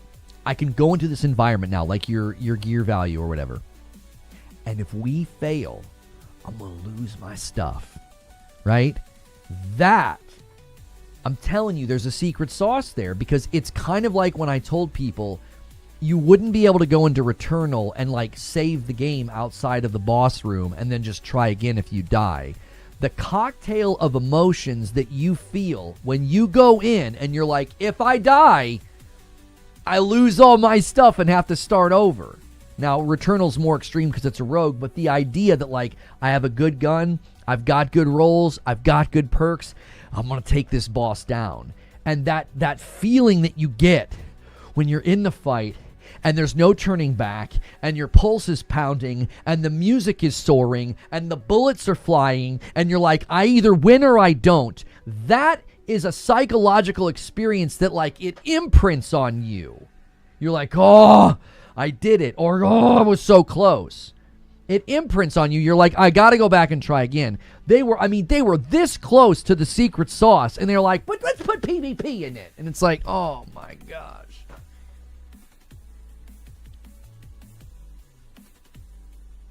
Come on. You were this close. When both you and the 5th biome boss and the rogue are one hit away, no drug like it. Just there's nothing like it. It hits. It's memorable. I'll never forget the first time I beat some of those biomes in Returnal. I'll never forget when I beat Ishin, because everything's on the line. You're like, if I fail, I got to start all the way over. You don't lose loot in Sekiro, but the idea of like investment and like the multiple phases of the Ishin fight, and it's just like, that is so potent. You want to know what's not potent? Getting stomped by another player. We have been there, done that, boys. Been there, done that. From my days in Quake 2 all the way to now. It's like, yeah, I've done that. And having that happen when I lose my stuff and I lose my loot, it is a terrible cocktail. Terrible cocktail. Arc just proves you can add PvE content with fear of death and loss of value to the players, and people are still getting destroyed by the vaporizer. That sentence fell apart on me, Dirge. I'm not quite sure what you were trying to say. They couldn't do another PvE game. It would kill D2, period. There it is. There it is. That's the final piece of the puzzle. That's what they should have done. Yeah, this is it. This is the absolute hindsight's 2020 just damnable reality. Is they could have made this their bridge away. This could have been their bridge to D3. This could have been their stopgap. They could have done Marathon for 3, 4, 5 years, and they could have they could monetized it better. All those things, right? Made more money off of it. All that. This could have been it for them. They literally could have made this their bridge away. Yeah, D2, there's no saving D2 at this point. There's no saving D2, boys.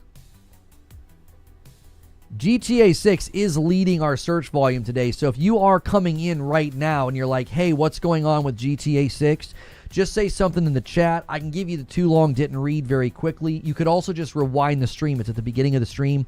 I walk through the most recent leak from Hip Hop Gamer about what's going on with GTA 6, and there's going to be UGC, user-generated content, that he believes will be turning people into millionaires. It's a pretty interesting take. It's a pretty interesting take.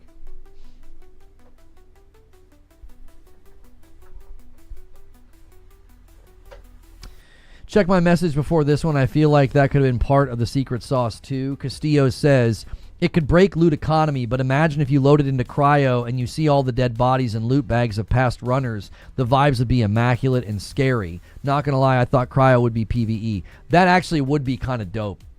That would be kind of dope. Like, what if they had an achievement or a bounty where you ran cryo and they called it like, you know, no loot left behind or something, and you load in and you can only loot up from all the people that failed like in the last hour or something, and so they're, you know, bodies everywhere, so you're like literally sneaking and scavenging over the bodies of people, and you'd get like an achievement for that, like actually beating cryo just off of loot from your fallen, you know, your fallen comrades, the people that went in earlier that day and tried. That would kind of be dope. That would kind of be hot to be like, hey, that's a fun challenge. You wouldn't want to run it that way all the time, but it would certainly be a fun challenge. If you guys are new here and you haven't hit subscribe yet, subscribing on YouTube is totally free. You don't have to subscribe to Talking to My Chat. I don't turn that feature on. So if you subscribe to my channel, you're only really doing it because you want to come back on a day-to-day basis. Do me a quick favor as well. A lot of you guys that have come in, you've been lurking and listening. I really appreciate you doing that. So it's so helpful to what I do. It's also very helpful for the like count to go up. Let's try to get to 300 likes very quickly. And I'm going to put a countdown up for you guys. I will be going to the gaming roundtable at 1 o'clock. And so that's how much time you guys have to hit the goal. So there you go. You have 2 hours now if you want to unlock the Saturday night stream with Madam. You guys are about halfway there. You got a big a task ahead of yourselves.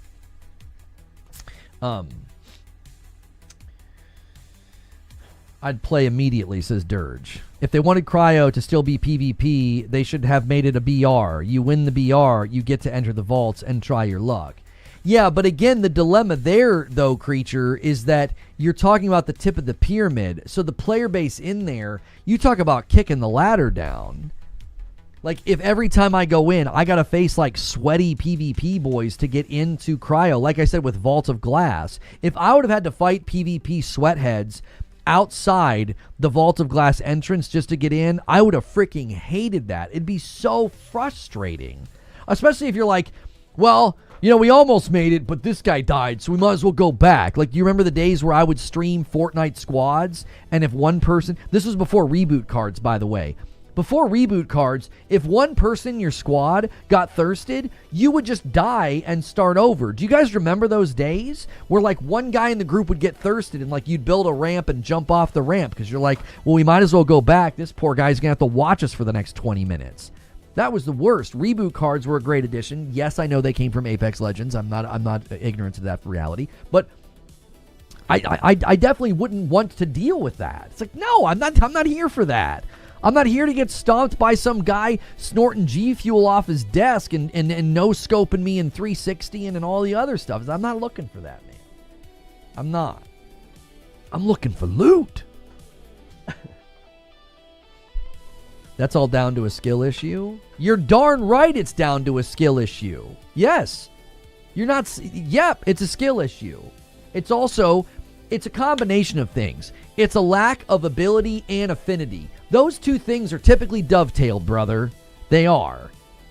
My desire to play a fighting game or a sports game or a PvP game, my affinity for that is linked to my ability. It's like, yeah, I'm not that good, so I don't really want to play this. When you're naturally good at something, you tend to enjoy it more, right? Your natural ability makes you have a natural affinity. I'm trying to foster that in my son. I think he's naturally very good at soccer. So I'm like, dude, keep doing it. Let's keep going in the backyard and playing. And guess what? He's been wanting to practice every night now that the weather's nice. He's dusting me. I mean, I know I'm old, but I'm bigger and I'm faster and he's smoking me. And it's like, that's great. That's encouraging to me. I'm like, hey, your ability and your affinity are starting to come together. And that gives birth to opportunity. That's how you should think about other things in life, like work. Don't like white knuckle strain for something that you don't have a natural ability for. Your strong affinity for it.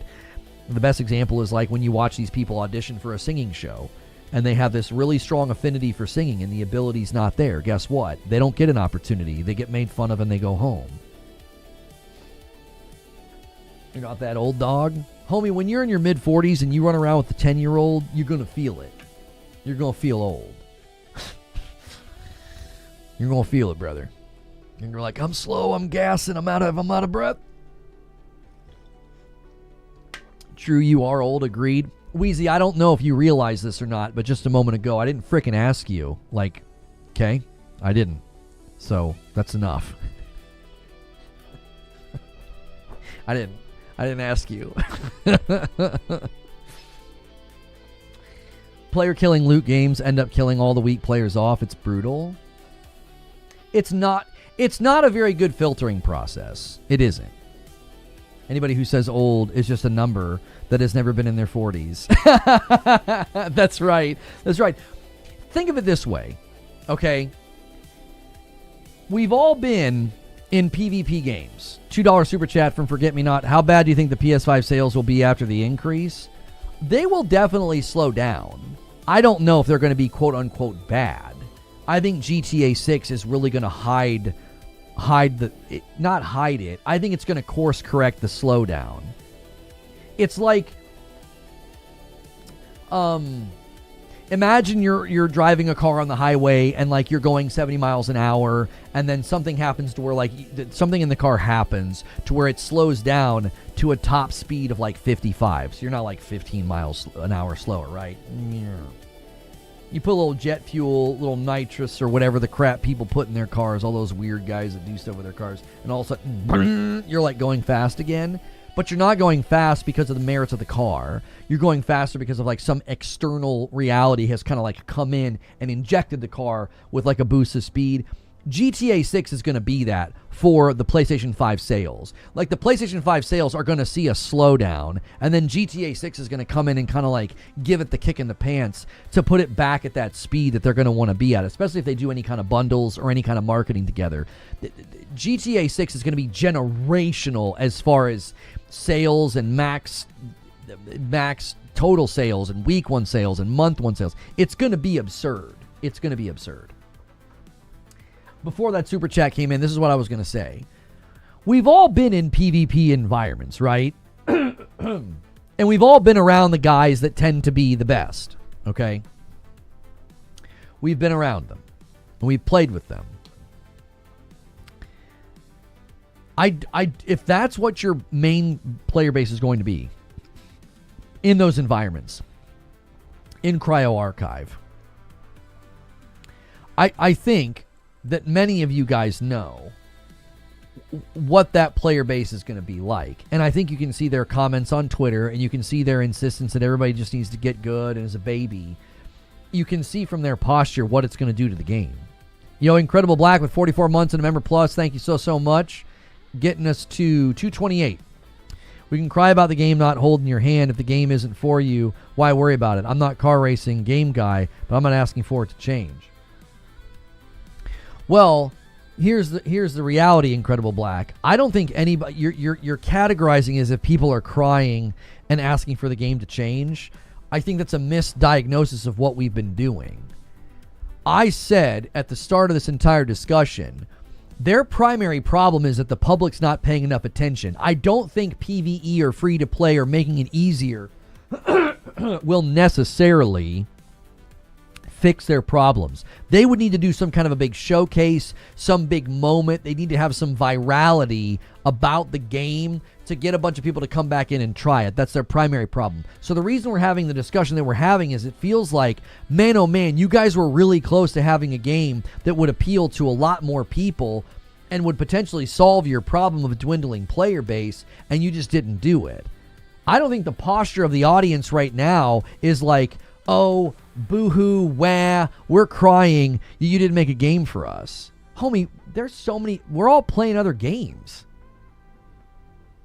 If you think people are sitting around like wringing their hands and crying because they wish Marathon was made for them, homie, they're just playing other stuff. Like, I tried to tell people this when people were like, oh, but the trailers are doing so much better and the morale is so much more positive. I was like, brothers, look at the view count on those trailers. Nobody's paying attention to this game. You have lost the eye of the public. Do you want to know what people are doing? They're playing Arc Raiders. They're playing Apex. They're playing Warzone. They're back on their home game. They don't give a frick. You think I care? I was playing Power World with my wife every night. Now we're playing Sworn every night. I'm not sitting here like losing sleep over Marathon. It's a relevant discussion because it's Bungie. It's live service. Bungie was purchased by PlayStation to help, foster the Center for Live Service Excellence. And this is what they're doing with their first outing that isn't Destiny. They're seemingly not doing very well. I mean, seemingly, I would say they're evidently. I mean, there's evidence. It's like they're not doing very well. It's a perfectly good conversation to have. Forget Me Not with a $2 super chat says, I asked because Japan sales have cratered even more. I haven't seen that reported anywhere. And the Japan price didn't even change that much, I thought. I thought they still had the low-cost, region-locked one. I don't know where you're getting your information. I haven't seen that reported in any of my feeds that the Japan sales are cratering. I thought that I just saw a report that said it's in the same ballpark as the last gen with Japanese saturation. They weren't doing particularly well with PS5 in Japan anyway.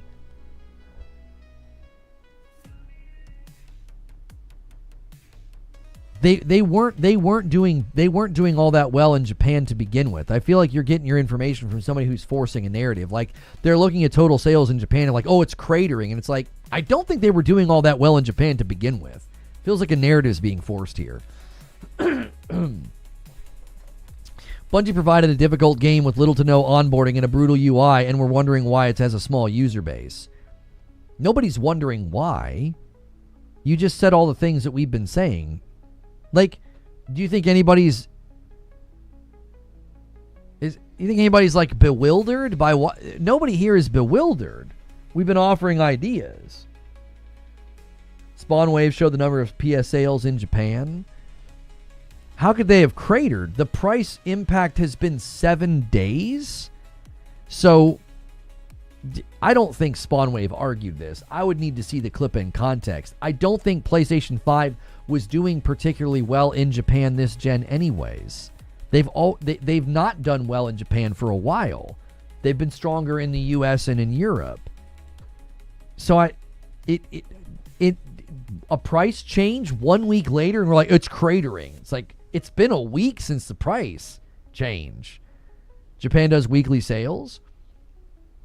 I thought they still had the region-locked price on the one. Did that one change in price? That wouldn't make much sense unless just the optics. Excuse me. Unless just the optics of the price change made everybody balk and say they're not going to buy.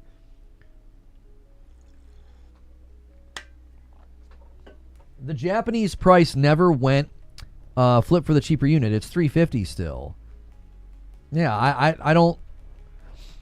I don't think those things are connected. If they still have the $350 region-locked PlayStation in Japan, I don't necessarily know if we're having a correlation here, or a causation, I would say.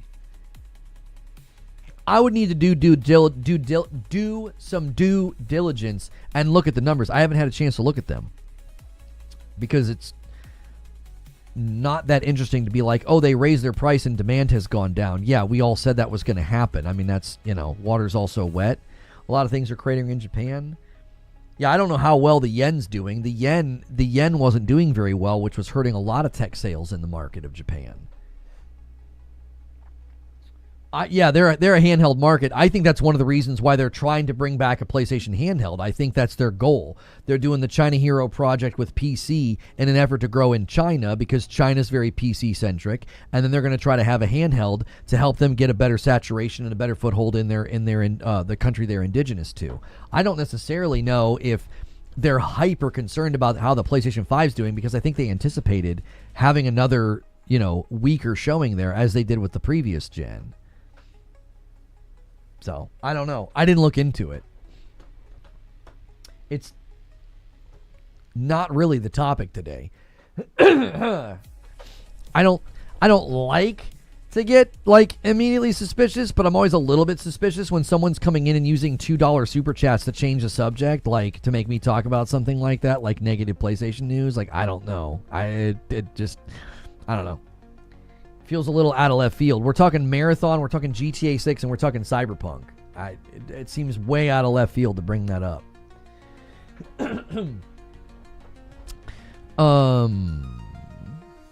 It's gotten to the point where the 40 plus, I can remember, the only person logging into Destiny 2 was me. I was doing fine solo, but I can only do the same broken activity so many times. I mean, that's another element, I think, of player loss, is that when your buddies stop playing, Sorry to be that guy, but water isn't wet. I'm not going to debate something with you that's been proven by people there was a guy that talked about the molecules. It's such a stupid debate. The hot dog sandwich, cereal is a soup, and is water wet debates, those are so... They posture as if they're actual intellectual debates, and they're fake. They're phony. They're not real. They're dumb. I can't stand them. It's just, it's all a mirage. You're not actually debating anything. Don't be suspicious. Don't be suspicious. That's right. The price of the special language lock region PS5 model in Japan has not increased. Yeah, if that's not increased, then I'm not sure what's going on. There could be a number of issues. If you're going to look at a market and you're going to look at a slowdown and a downturn in a market spending on a particular device, and you're ignoring the fact that there's still a region-locked version there for $350, I would imagine, a thinking person would say there's other factors at play here probably. There could be global economic realities slowing down spending. We're seeing a slowdown in spending in America too, like the war, and oil and all of that, and gas. I mean, it causes consumers to slow down. That's actually very normal because there's multiple aspects of everything's more expensive now. Destiny 2 is a game that needs to be played with other people. I did the solo player thing in the early days of my D2 days, and it was miserable. I remember doing a lot of Destiny 1 in the early days, and I remember just being in a party chat with my friend because it was just a game that you kind of, I don't know, being by yourself, you wanted to have that social element, you wanted to have that social aspect. It felt like a game that was intended to be, played with and be around other people. So, and thank you guys for getting us to almost 300 likes. I greatly appreciate it. That's so kind of you. Continue to hit that if you haven't already, and feel free to contribute to the chat about the various topics of the day. GTA 6 leaks from an insider about user-generated content. The wonderful and hilarious Cyberpunk Reflections debate on Twitter. I don't know if you guys saw that, but a guy tweeted a video, and the video was pretty simple. It showed reflections on water, and it has over 1 million views because it got brigaded and community noted, and people thought this was a mod on a PC, and it's not. It's actually on the PS5 Pro. So a wonderful commercial for the PS5 Pro, once again put into place by people trying to rage against it, like when they said 700 was too expensive and that they could build PCs equal to it, and then nobody did, which was another great commercial for it. The people that rail against it and try to run narrative against the Pro inadvertently make for really good advertisements for it. It's truly remarkable how they just keep getting those cell phones and those own goals. I rather enjoy it.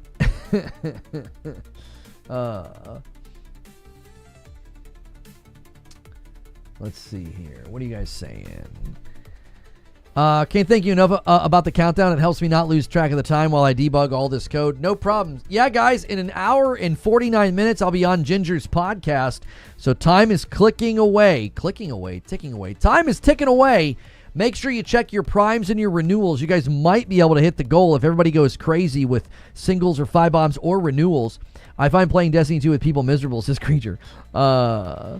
Someone always wants me to run something I did 4 years ago. Long live Cerny. That's right. Why are people angry about it? Shouldn't they be happy that a console can do this? No. See, there's an interesting thing that has happened within the gaming sphere. And there are people that are no longer fans of games, and they're no longer fans of tech. They're fans of something else. It's like they almost enjoy being a fanboy more than they enjoy the tech or the games themselves. So what they do is they put everybody into those categories. Like, you are that if you don't agree with them. You're just the other type of fanboy that they don't like. It's a whole thing that I've realized why you just don't engage with them, because it's like you're just going to keep insisting that I'm something that I'm not, because it's the only way you can engage with people. You're not a fan of technology anymore. You're not a fan of games anymore. You're a fan of, like, basically fighting and making fun of people, and so you have to put people into these categories. It's basically an act of dehumanization. So what they do is they dehumanize you. You're not another person. You're not a dad or a husband or a really busy working class bro who's just trying to play video games. You are an X-bot. You are a pony. You're whatever. They dehumanize you. And then they can put you in that category.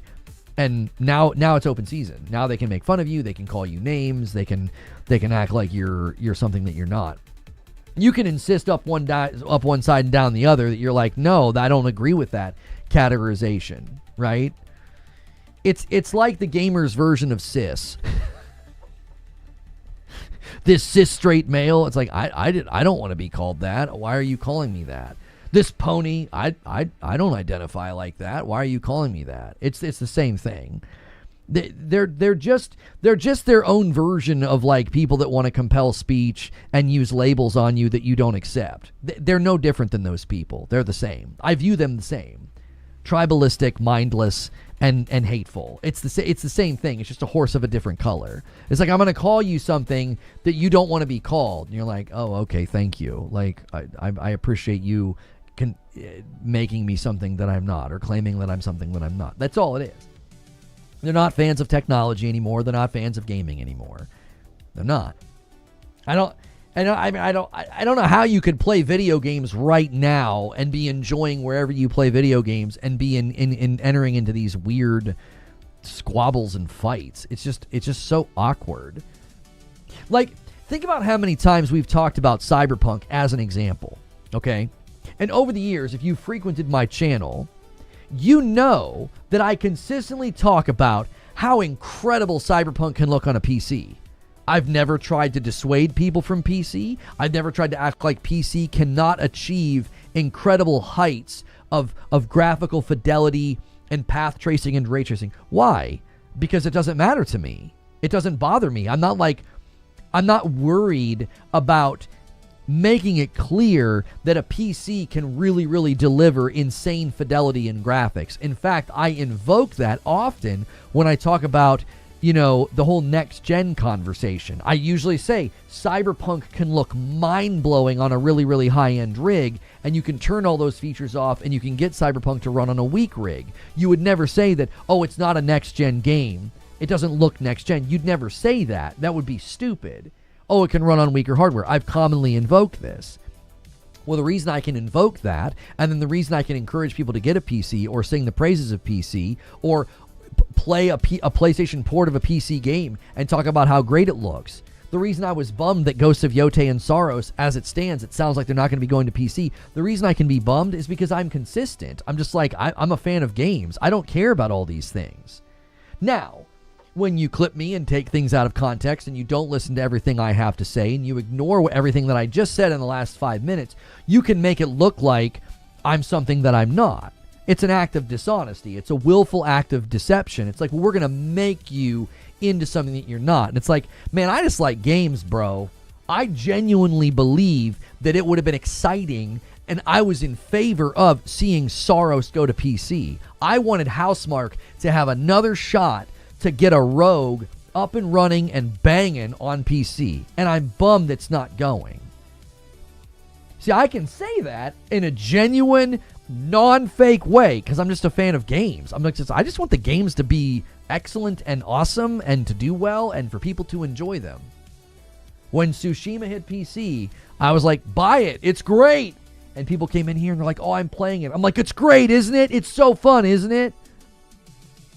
When you're a fan of games and you're a fan of technology, you can talk about any of these things in a genuine way. You don't have some prefab narrative that you have to talk in and like this framework that must be held to. You don't have to. It's just like, yeah, the PS5 Pro is impressive, and so is a really high-end PC. Both things can be true.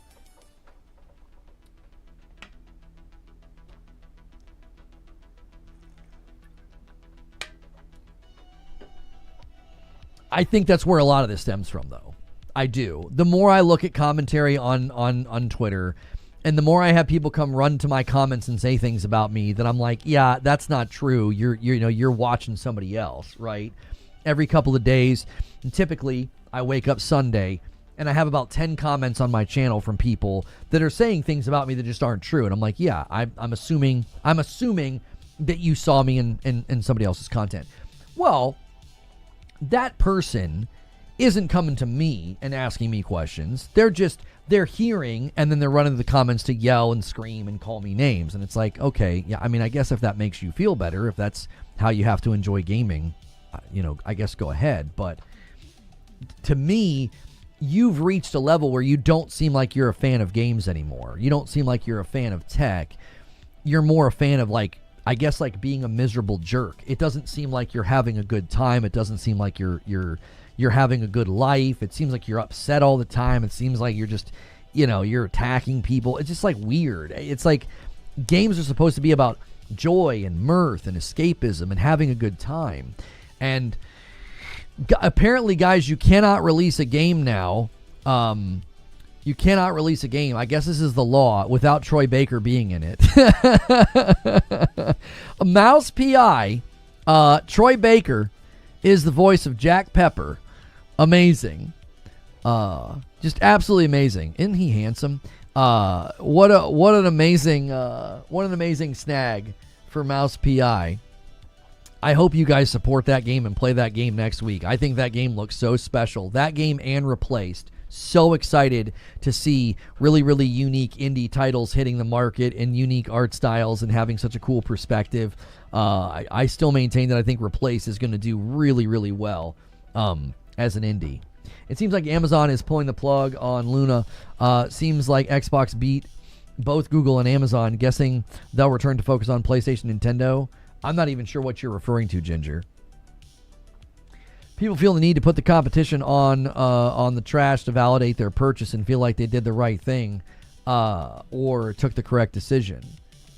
Well, here's the thing. If you bought a really nice PC or a Series S or a PlayStation 5 Pro, okay, if you bought one of those things and you're having a good time, then you made the right decision. The measurement of whether or not you made the right purchase is not comparing yourself or your purchase to another person. It's, are you having a good time? That's really the only question you have to ask. I'll tag you in Wario64's post. Amazon Luna is removing paid games and offering no refunds. What? I'm having a good time. Yeah, if you're having a good time, then you made the right decision. Amazon Game Streaming Service is removing access to purchase games and offering no refunds. You have until June 10th to enjoy the games that you purchase on the cloud streaming service.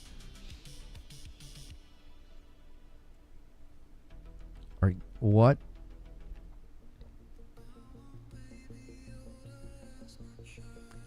In June, any games you did buy through Luna will no longer be playable via streaming. See, like, this is the dilemma that I have with cloud and not actually having a library. Like, if I buy the game and can play it natively, and then I can also play it on the cloud, that's great. This idea of, like, you play everything on the cloud and you own nothing, just an absolutely terrible deal. Because if the servers go down, you can't access them. But then if they decide to close everything down, you're kind of cooked. You don't have a native install anywhere. You can still, I think you can still download them, says Paul. Let's read on and see if that's an option. They're looking for better ways to serve our players. Feedback has made it clear that gamers who use Luna want easy access to great games, and because more of that content is now offered via Amazon Prime, the company has decided the best way to serve you and the other users is to rip out most of Luna's gaming options and remove access to paid games that you bought in the past. Starting today, Amazon will no longer offer individual game purchases of new third-party subscriptions. You'll still be able to play the games you bought on Luna for a bit. Then on June 10th, Amazon's removing that feature completely from Luna. If you linked your Luna account to Ubisoft, EA, or other third-party services, Amazon says you'll be able to keep playing your purchased games through those stores and apps.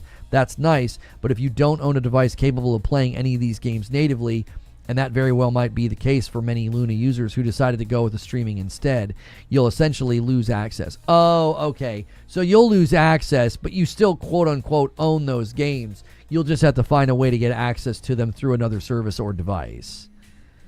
Right. And Ginger, you're saying, I guess, Xbox One. I need you to clarify what you mean by one. What do you feel Xbox One in this in this news? Tom Warren says, looks like Xbox is back to mainly competing with Nintendo and PlayStation again. Oh, I see. So Xbox viewed themselves as competing primarily with Google and Amazon, and Google and Amazon are like, yeah, we're not interested in this.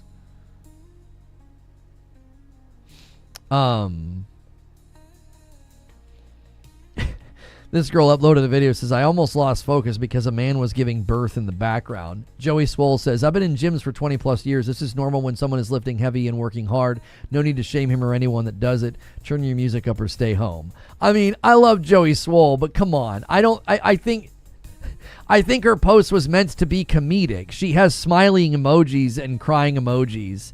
She says, why y'all so loud? It's meant to be comedic, Joey. I love Joey Swole, but she's just goofing.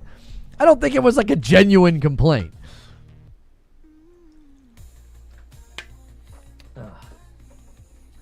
Physical copies are the way to go if available. If you want to do physical, sure. If you want to do physical.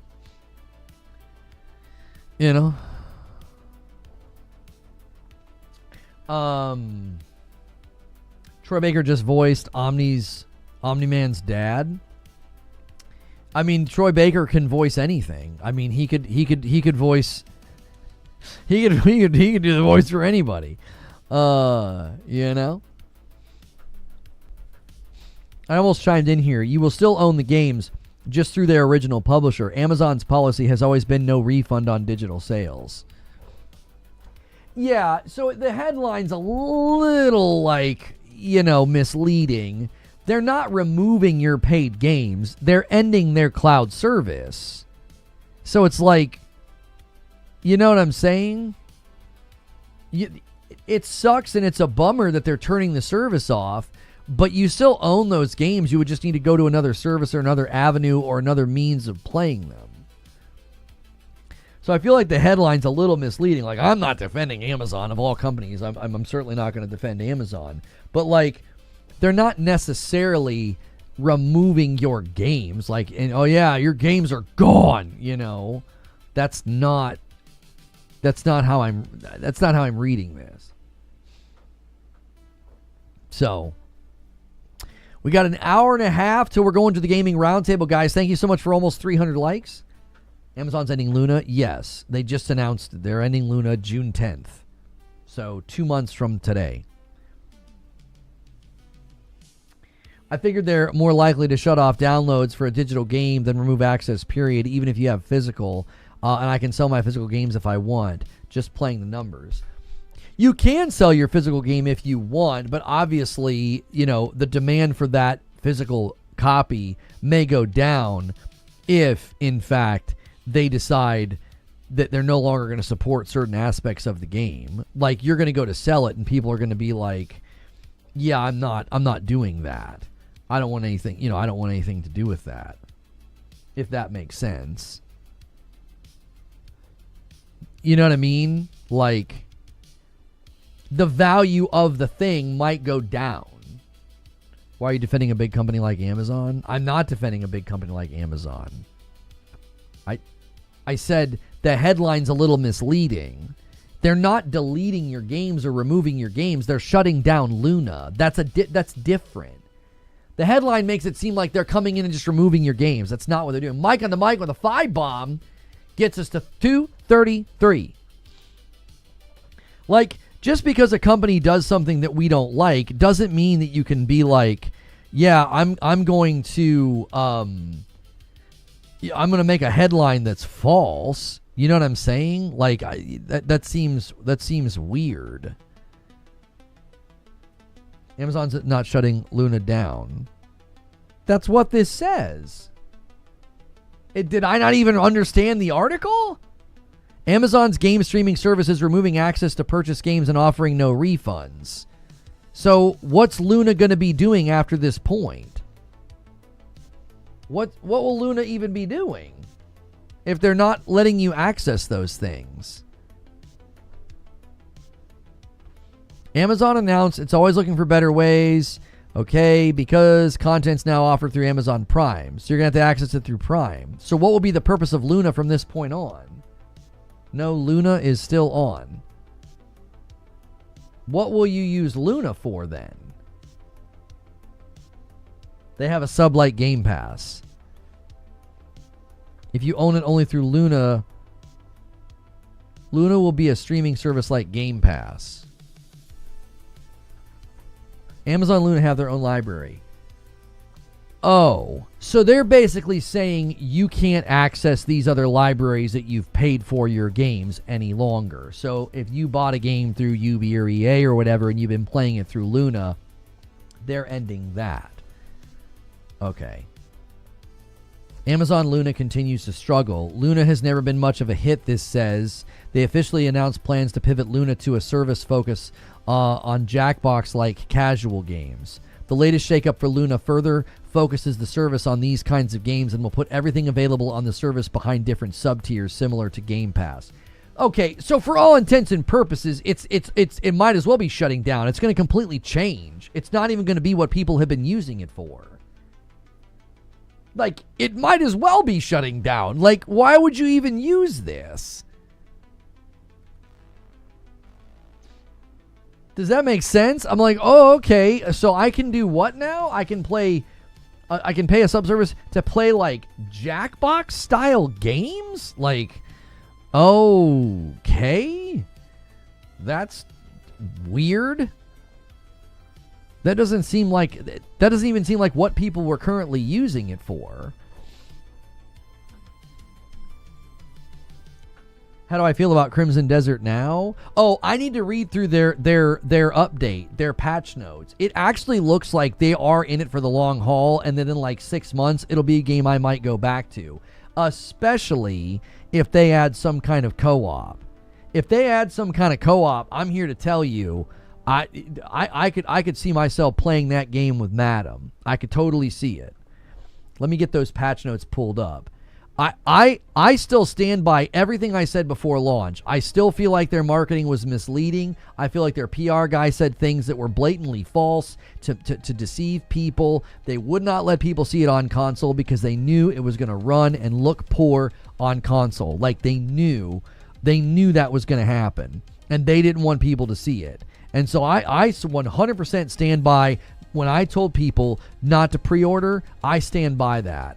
I'm not going to change like retroactively my advice back then. I was 100% correct in what I told people. But credit where credit is due. Pearl Abyss is still doing very good work. They're doing lots of improvements, and they're even promising even more improvements. I'll read through it here, and we'll get a timestamp for this for later because I put it in the description. Lono, it's one of those corporate moves where we're removing the core functionality and purpose of spending money on Luna, but we're not shutting it down. Yeah, for all intents and purposes, they might as well be shutting it down. Mike Diesel with 52 months. Let me add you to the total, 234. Thank you, sir. It's shutting down without saying it's shutting down, says Wheezy. Okay. So Crimson Desert had a pretty big update that they're talking about here. They said it's hard to believe that it's been nearly 3 weeks since our launch. This is all fluff, so I'm just going to scroll to what they're promising, okay? We're preparing new challenges so you can continue testing yourself through your journey, okay? Boss rematches. The powerful bosses you encountered across Crimson Desert are waiting to challenge you once again. With boss rematches, you'll have the opportunity to face off against any boss again. Test how much you've grown and further refine your own combat style through different strategies and approaches. Re-blockading. Peace is fleeting and darkness does not retreat so easily. Enemy remnants are waiting for their chance to reclaim liberated locations. Drive out the forces that have seized these locations once more and continue proving the strength of the Greymanes. Difficulty settings.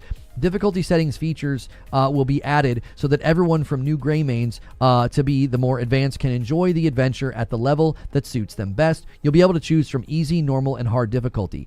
This honestly sounds great for those of us that really wanted a casual experience. Like, I was hoping it would be like an open world action game, you know, akin to something like a Breath of the Wild or something with like really fun fights and stuff. I did not expect it to be like a single player MMO that was also pretty punishing and pretty challenging. So it does sound like they are really, really listening. Like, I applaud them for that. I still do not like the way the game was marketed, and I still feel like they were very, very misleading. And I still feel like this would have been a prime early access game. It could have been like a Baldur's Gate 3, but credit where credit's due, they're doing really good improvements. Improvements to character play. We fully understand your feedback on the need for Damien and Unka to have skills comparable to Force Palm and Axiom Force. To address this, both characters will receive new abilities equivalent to those skills. Hide back weapons. There's going to be options to hide the weapons on your character's back so that certain equipment worn on your back won't break the immersion during combat. New outfits will be added as well. Additionally, certain outfits can only be sold or donated, and they'll be updated so that they can also be worn. There'll be quality of life improvements. So food storage. We plan to add a new food storage from which you can directly take out ingredients for use when cooking, when prepping meals. You'll be able to use ingredients for both your food storage and your inventory. Wardrobe. A new wardrobe storage will be added so that you can store your headgear, armor, gloves, footwear, and cloaks. Gatherable storage. New gatherables storage will be added from which you can directly take out items for use in tempering and crafting. This storage will be able to hold a variety of crafting materials, including insects, stones, ores, and more. Collections storage. A new collection storage will be added, giving you a place to keep quest items tied to your adventures, along with recipes and other items that you've collected on your journey. Pets and mounts. There'll be more summonable mounts, and new pets will be added. Also, in addition to existing horse tack sets, dedicated armor and other mounts also planned. The great thing about this is because it's kind of like a single-player MMO, they're kind of treating it like a single-player MMO. Like, they want you to keep playing, so they're going to be adding all this stuff. There's going to be UI improvements, adding minimum font size adjustment options since Crimson Desert supports 14 UI languages. Fully optimizing this feature across all of them will take some time, but we plan to introduce it first to help make the game more comfortable to play. We also plan to continue improving various UI elements and quality of life features, including improvements to the map, inventory, and housing. They're going to improve the controls. We're carefully reviewing your feedback about controls to provide a better gameplay experience. We plan to add customization options for certain controller inputs. We will also expand the range of configurable keys and keyboard and mouse to improve usability. I mean, there's a great Chrono raid. Thank you so much for the raid, Chrono. There's a great opportunity here, I think. There's a great opportunity here to have like controller guides, like Ginger, take notes. He used to do controller guides for like New World and stuff. It would also be cool if they just did a complete overhaul and like made it just play like an action adventure game and just simplified the controls like top down, or bottom up, whichever. Pause. Improvements to distant scenery quality. We are working on enhancing the realism of distant backgrounds so you can enjoy Pywell's landscapes in greater depth. Please note that the patch size may be somewhat larger due to the improvements in how distant scenery changes the quality of rendering under different conditions. Take a look at the image below to preview how Pywell will look after the update. So you can see it's just kind of smoothing out some of these, some of the rough edges and lack of detail on the mountains and stuff. I would say this is a pretty low priority, and thank you for rating as well on YouTube, Chrono. This seems to me like a pretty low priority. I would maybe adjust pop-in that happens at closer distances and not worry so much about like the super, super far distant details. That I think is a waste of time, but that's my own preference. For those who missed the announcement, we will be releasing Crimson Desert original soundtrack. The OST will be available for free on Steam and will also be released on major global music streaming platforms, so stay tuned. Please note that the features introduced today are currently in development and details may change when the update is released. Names are tentative as well. Thank you for taking the time to read this notice and for your continued support. We hope you are looking forward to these updates, and we will continue listening closely to your feedback and doing our best to make your time in Pywell as enjoyable as possible. Like I said, my hope is that in about 6 months, I can be playing this game, because they talked about maybe even adding multiplayer or co-op. I can be playing this game with my wife and just enjoying, a better optimized, more streamlined experience. And again, maybe even turning that difficulty down, as originally this game just looked like it was going to just be so fun and just so enjoyable, and it just really turned out to be something completely different. So, props to them. I wish they would have handled the launch and the marketing differently, but props to them for all that they've been doing. So there you go. I'll timestamp that, and we'll make sure that is timestamped so you guys can watch that later, or if somebody finds that timestamp later, they can enjoy hearing all of the impending updates that are coming. That was a lot to read. Yeah, and that's not even patch notes. That's just them kind of saying, hey, here's a bunch of stuff that we're hoping to do. Different for who? Not for me. I'm not sure what you're saying. Co-op definitely makes sense eventually once they figured out performance on consoles. For sure. I mean, not local co-op. That would probably be absurd and not work. But you could certainly do online co-op with that game. I think that'd be fairly easy given their background and the fact that it was originally going to be an MMO, and they also have all that experience with BDO. I feel like a simple co-op update wouldn't be that difficult for them. I think it'd be well within their reach and purview to do. So if you guys have been enjoying the stream today, do me a quick favor. Say something in chat, spam an emote, bring up a topic, ask a question. We got an hour and a half to kill here. You can also hit the like button. We're going to rub the paddles together and bring things back to life. We spent a good portion of time debating Marathon and the current situation with the player base numbers. We've also been talking about the user-generated content that we have heard about that will be in GTA 6. And that has been, I think, an impressive thing that they're setting their sights on. It's going to be a continued trend within gaming for sure, that you're going to see more and more games and more companies try to do user-generated content. That's a pretty sick shirt. Thank you. I appreciate that very, very much. And they've already commented on multiplayer, not in the plans. That's not true. The CEO said they were actually open to that. I'm pretty sure Pearl Abyss commented on that. Pearl Abyss commented on adding multiplayer to Crimson Desert. I'm fairly certain they spoke to this.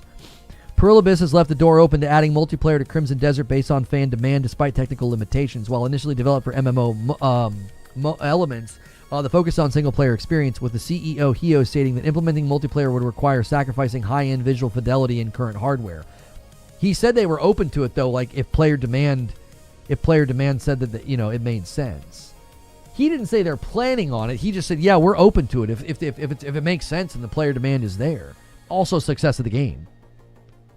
Ginger said it would also allow them to build and go with more of a mini micro, which would, like No Rest for the Wicked is doing, like build a base community, make a multiplayer fun and personal. So MMO won't mean massive, but in the mini micro going forward, like a miniature MMO kind of thing, where like you could invite people to your game, play together, and then they could see all of your stuff.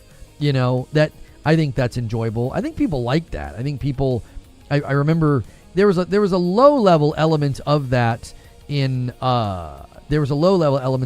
New World. Like you could bring people into your little house that you had.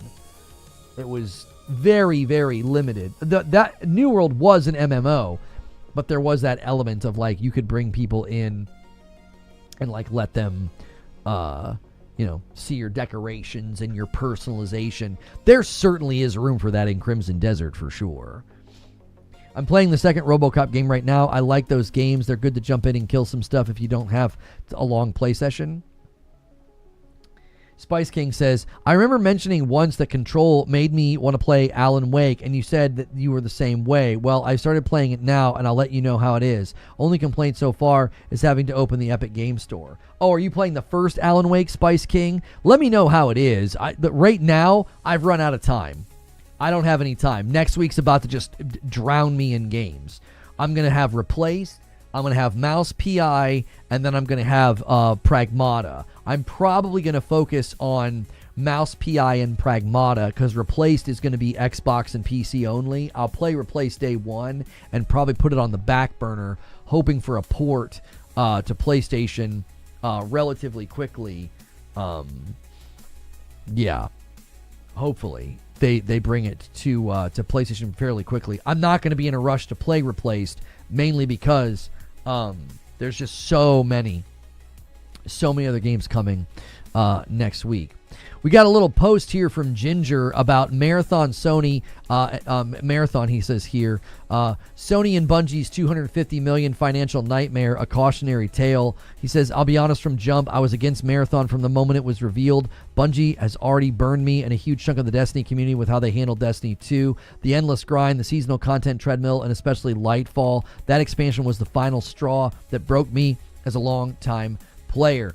Guys, if you want to see me discuss this today with Ginger Prime, make sure and stick around. I'll be on his podcast, his Gaming Roundtable, in an hour and 18 minutes. That means you have an hour and 18 minutes to scramble. If you guys are going to go on a member train, gift members, or renew your members, you've got a ticking clock on the day. I walked away frustrated, skeptical that Bungie could deliver something fresh without repeating the same live service pitfalls. When Marathon dropped as a $40 premium extraction shooter, my first reaction was meh. I had zero interest in the game. And then when all the drama from the art thief, I felt that the game was doomed from the start. If it wasn't for friends inviting me to play, that I felt joy. It wasn't for friends inviting me to play that I felt that joy that I used to get from their games not so long ago. Now I'm genuinely enjoying my time in Marathon. The gunplay feels crisp, the extraction tension is addictive when it clicks, and the world has the classic Bungie sci-fi polish.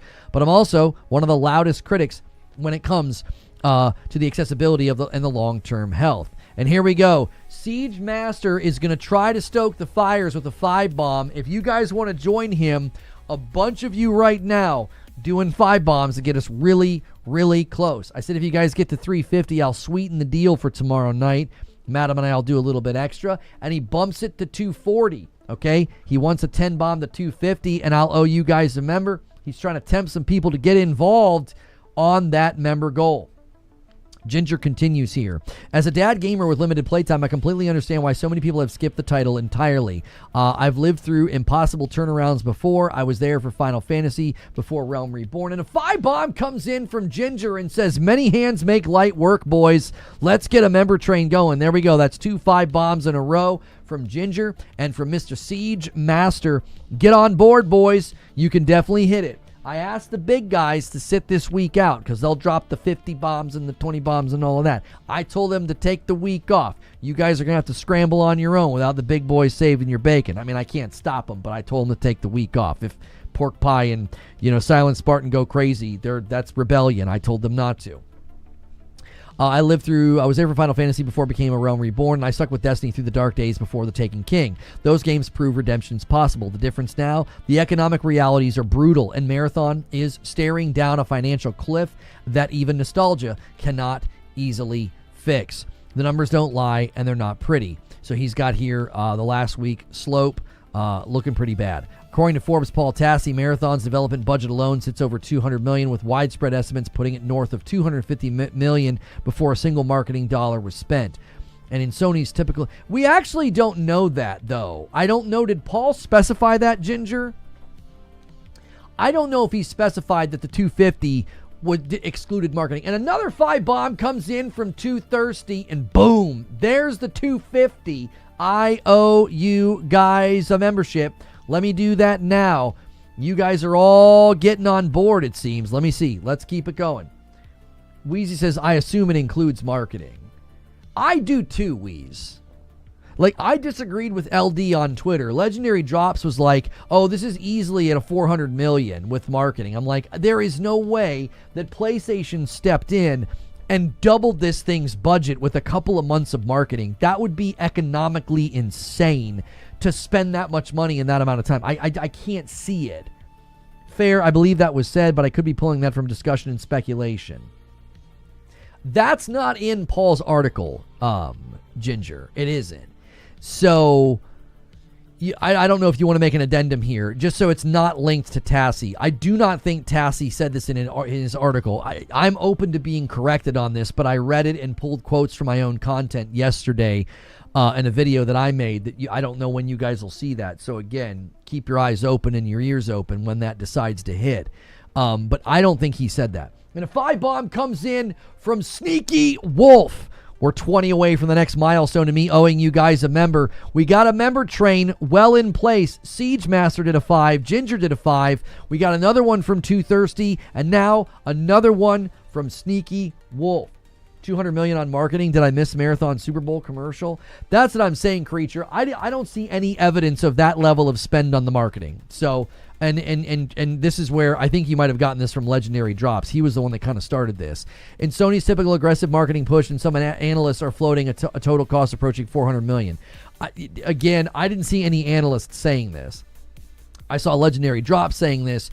Personally, I kind of feel like this is because of the false claim about Concord continually trumpeted by people that Concord costs $400 million. That's not true. That is false. That has been clarified time and time again. So that's actually, I do not think that even the $400 million on Concord's accurate, and yet it continually gets parroted by people. It was $200 million in funding before they were even owned by PlayStation. The second round of $200 million funding did not come from PlayStation. Moriarty clarified this in a later podcast, and yet people continue to say Sony spent $400 million on Concord. It simply isn't true, and it feels like we're trying to contort ourselves to get to that number again for Marathon. I simply don't think that that's true. We have Tassi saying over 250. We would need Tassi to clarify if that includes marketing or not, and that might help. They certainly spent money on marketing, but I don't think they spent $200 million. You've probably seen Concord 3 jokes flowing around, says Ginger, building off the disaster that was Highguard. Okay. Posts from creators like Big Daddy Marv and LD have gone viral, highlighting exactly this. Marathon had a budget of likely over $250 million per Paul Tassi. The majority of the player base is on Steam, and it's been on a steady decline. It's 106th most played on Xbox. Even great games like Marathon can struggle to find their footing. And then this is LD's thing. Why is Charlie's post in unavailable? That's so weird when it does that. I don't understand why that happens. Yeah, this is LD's post that I didn't agree with. Now, Even Reforge Gaming called it bluntly. This is me disagreeing with legendary drops. I don't see it the same way he does, and that's fine. I said it's highly unlikely that any marketing push from Sony for Marathon doubled its budget up to $400 million. Matching 5 to 6 years of production cost with a few months of marketing wouldn't be bullish. It would be economically insane. So I just don't see it that way. I do not agree.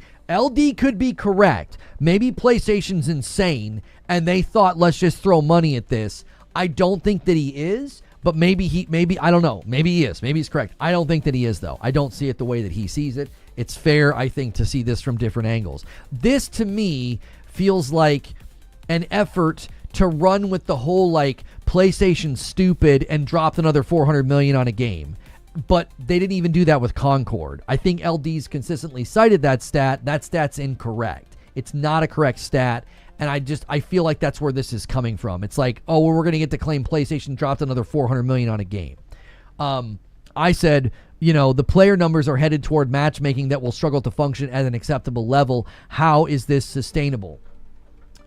So my issue is that it's not about the numbers making it easier, skill issue. It's not about PvE. It's about you're getting to numbers where the game won't function properly. People won't be able to play during off-peak hours. And if Bomb comes in from milked out and gets us to 260, the member train continues. You guys need 240 members to get to the weekly goal if you want Madam and I stream tomorrow. I mean, you got an hour. You're going to have to hustle. Many hands make light work. A lot of 5 bombs add up quickly. Sales data backs up the concern. Marathon has moved roughly 1.2 million copies in its first month. At a $40 price point, that's somewhere in the ballpark of $50 million in gross revenue, but platform cuts, returns, and ongoing server costs. Bungie reportedly needed its existing player base to spend just under $200 each on microtransactions and battle passes to just approach breaking even on development alone. That's not happening, says Ginger. Player counts have dropped hard. Steam's all-time peak hit around 88,000 concurrent at launch, but we're now seeing daily peaks in the low to mid 20,000s with a steady downward slide. Hang on, Ginger replied in chat. Added to the 5-bomb train, appreciate the news. Is a bit sparse at the moment. Keep up the good work, Lono. Thank you so much, Milked Out. I appreciate that very, very much. That's very kind of you. Ginger says, I can see 50 million in marketing, but who knows? For sure. And PlayStation, listen. Let's say Legendary Drops is right. Let's say I'm right. It doesn't really matter. PlayStation's going to be pissed off either way. They spent money marketing a game that's on its way to its grave. I mean, that's just the reality, right? If you guys are trying to summon a 50 bomb with the farty bomb emotes, I appreciate the effort. I really do. This is bad news for Bungie and Sony. The studio was acquired for $3.6 billion in 2022, precisely to lead to PlayStation's live service charge. Marathon was supposed to be a flagship. Instead, it's looking like a high-risk bet. What do you got for me, Wheezy? Hang on. Wheezy's got a post from Schreier. I can see it. Exact budgets of video game productions can be tough to corroborate. More transparency from publishers would be nice, but the numbers I've been floating around for AAA game devs these days is 300 million or more, sometimes much more, which I think would explain the current state of the industry. I guess my question for Jason Schreier is, does that 300 million include marketing? Does it? Paul Tassi is chiming in on the topic as well. I've said this before, so I didn't think it was to be news, but here we are. I was going to say that. This is not the first time Paul Tassi has said this. He said when he covered Alenia's analytics numbers, Tassi said then that the budget was over 200 million. I don't know why it's making the news now. I mean, it's probably because the news is dry and people want something to talk about, as evidenced by the fact that we're talking about it. But Tassi's like, yeah, guys, I actually already said this. I actually already said this. So, I think it's because of studio location. Yeah, being out west right now is a disaster with respect to pricing. Wait, I didn't read the rest of his post. Tassi goes on to say, in any case, I mean, it's pretty obvious in the AAA space, given how long this has been in production, especially. Not sure how much over, but yeah, over. I would love for Tassi to see if he could reach out to Bungie and just say, hey, does that include marketing? Right? Like, I think that would be a helpful endeavor for Mr. Tassi to inquire about.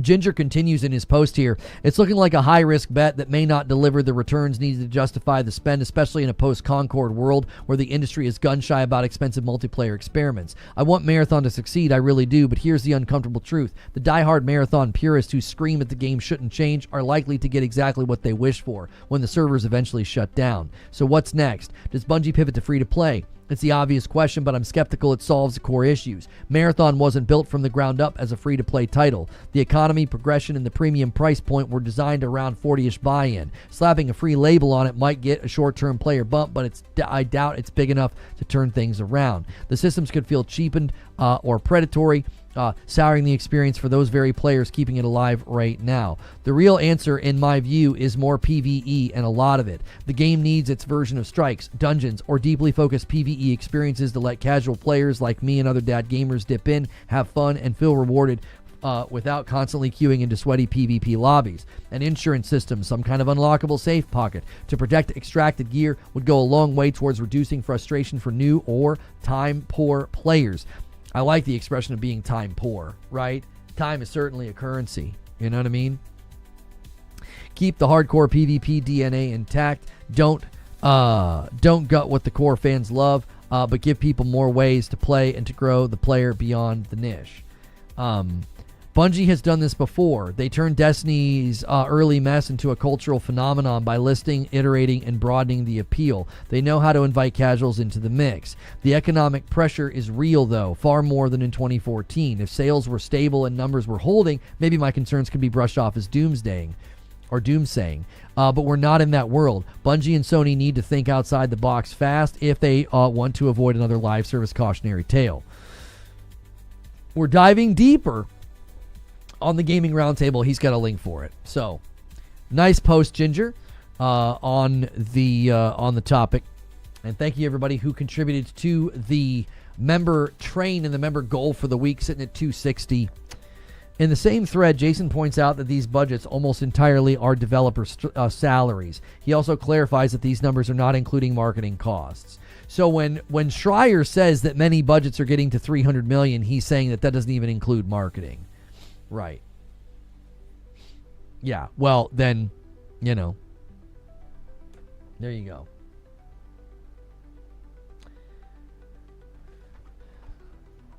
Echo Doctrine says, I love you, Ginger, but if the game needs strikes, patrols, PvE, I'll just play Destiny instead. Man, this hurts Bungie big time. Well, this is something we were talking about earlier, that they really, I think, could have made a new experience where you're going into like really, really challenging and hardcore environments, and you can lose your loot. I think there is potential there for something that would have felt unique and rewarding and fun. And I think it's fair for people to give that feedback and to be like, man, I'd probably come and play if you had done that. How does Bungie always end up in these make or break, we need to save the game moments? Holy cow. What's so frustrating is Bungie has already made all these mistakes so many times already. Learn next time, maybe. Well, and if it's, to me, it's not, at this point, it's not even about learning and evolving. It's about, you got to pull out all the stops. I said earlier that you need more than an update. You need more than PvE or like quality of life. You got to get everybody's attention. They would need to do some type of showcase. I would literally call the showcase Marathon 2.0. How we're planning to make this game more appealing to more people. I think you have to completely jettison the idea of this is not a game for everybody. Okay, it also doesn't seem to be a game for anybody either. It's like it's not a game for everybody, but it also seems like a game for nobody. It seems like a game for a very, very small niche. Wheezy says, it also is evident in how Tencent and NetEase are acting with their Western studios, because making games in North America is expensive because existing in North America is expensive. Yes, for sure. Thank you for the lurk, Snow. I appreciate it very, very much. Is she streaming? She's streaming, isn't she? Yeah.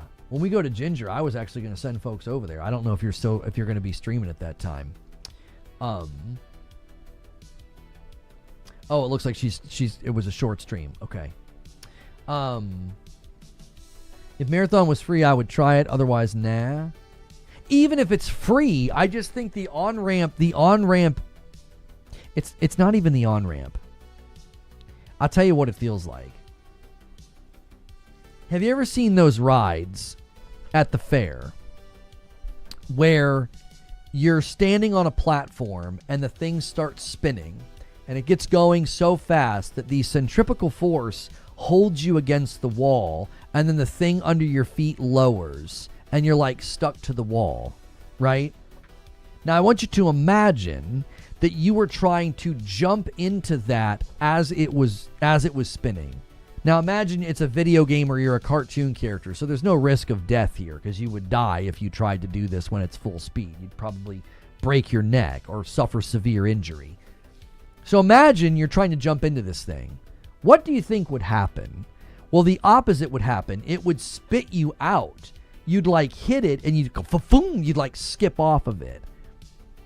That's kind of what this game like is almost every day. It's not just the on-ramp for new players. It's that the game itself for the regular players is consistently, it's spinning so fast that it's going to spit you out. You're just going to get spit out. You're going to have a really, really hard time getting in and staying in. It's like, it's so demanding. It's so tough. So it's not just about the lack of an on-ramp. It's that it actively has like an off-ramp. It feels like the off-ramp is it's like you're trying to come in a week or two later and you play this game and you're like, yeah, I'm in here, and the game's actively trying to spit you out. That's what it feels like to me. It's not just the onboarding. Like, let me say it another way. This trajectory is not an onboarding problem alone. This is a retention problem as well. You're facing two problems right now. You don't have an on-ramp for new players to get in and have a good time to keep the player base numbers healthy, but you are clearly suffering a retention problem also. You have to enjoy losing as much as winning. For the most part, yes. Based on the player count, that seems like a very apt comparison. Yes, it seems like the game is actively spinning so fast, it's so demanding, it's hard to get into it. It's also hard to stay in. It's like every time you come back to the game, it's like, man, this is so demanding, man, this is so tough. I feel like the game is actively trying to spit me out. It's like, boom, oh, I can't do it. You know, like those guys that left testimonials that were like, man, I've been playing for hundreds of hours and I just don't feel like Cryo Archive's approachable at all. I just don't think I just can't get in. I can't get in, boys.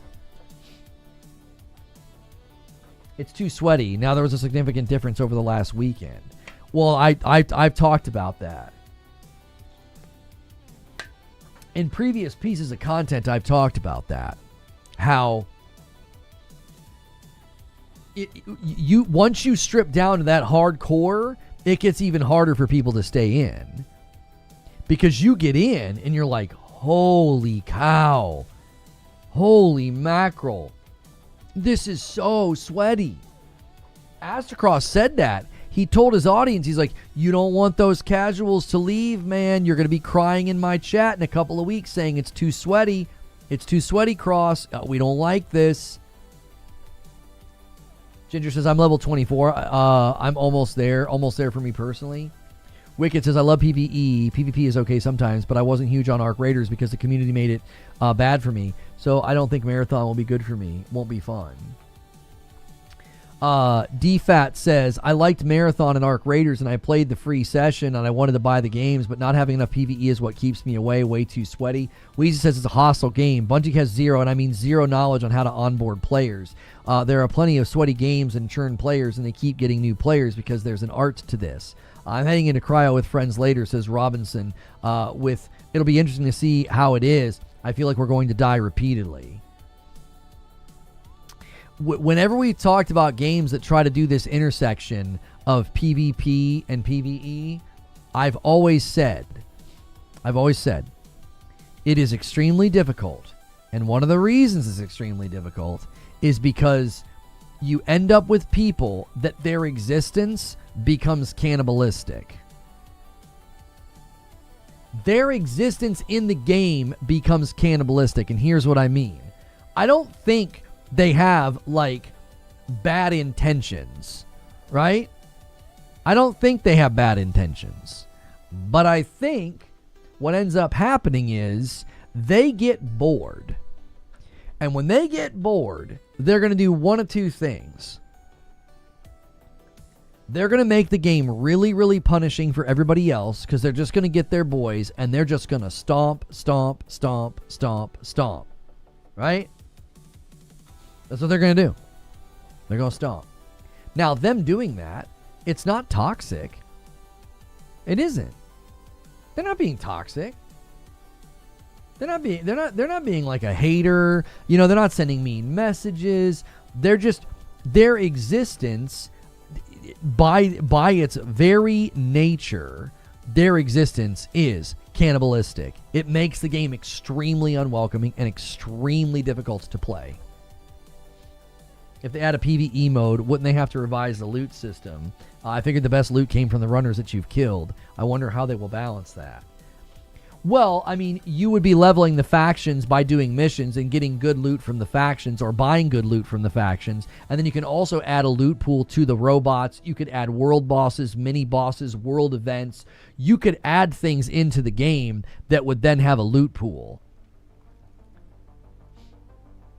I'm telling you, needing to do a huge showcase where they basically talk about how they plan to put this game back on course, how they plan to get this game back into a more approachable lane, like people are actually going to want to play it, people are actually going to want to dive in brand new.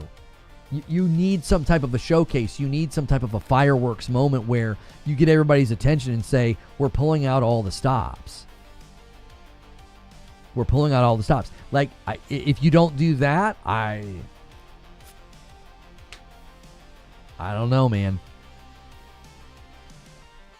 You're literally going to not be able to turn the player numbers around. Because Paul Tassi said in his article, they need new players and they need the other players to stick around.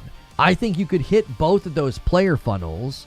You could hit both of those player funnels by saying, listen, you know, we're going to offer, you know, a PvE. We're going to offer less punishing. We're going to offer something. So those people come back and new players jump in. If you don't do that, I think the writing's on the wall, boys. I just think the writing's on the wall.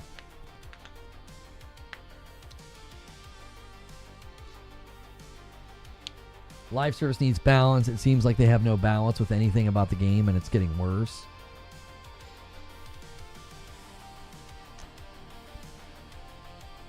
I made a video. A while ago. It was like last year, and it was called Bungie Killed Destiny. And I'm sorry, no, but not Bungie Killed Destiny. It was called Bungie Killed Marathon.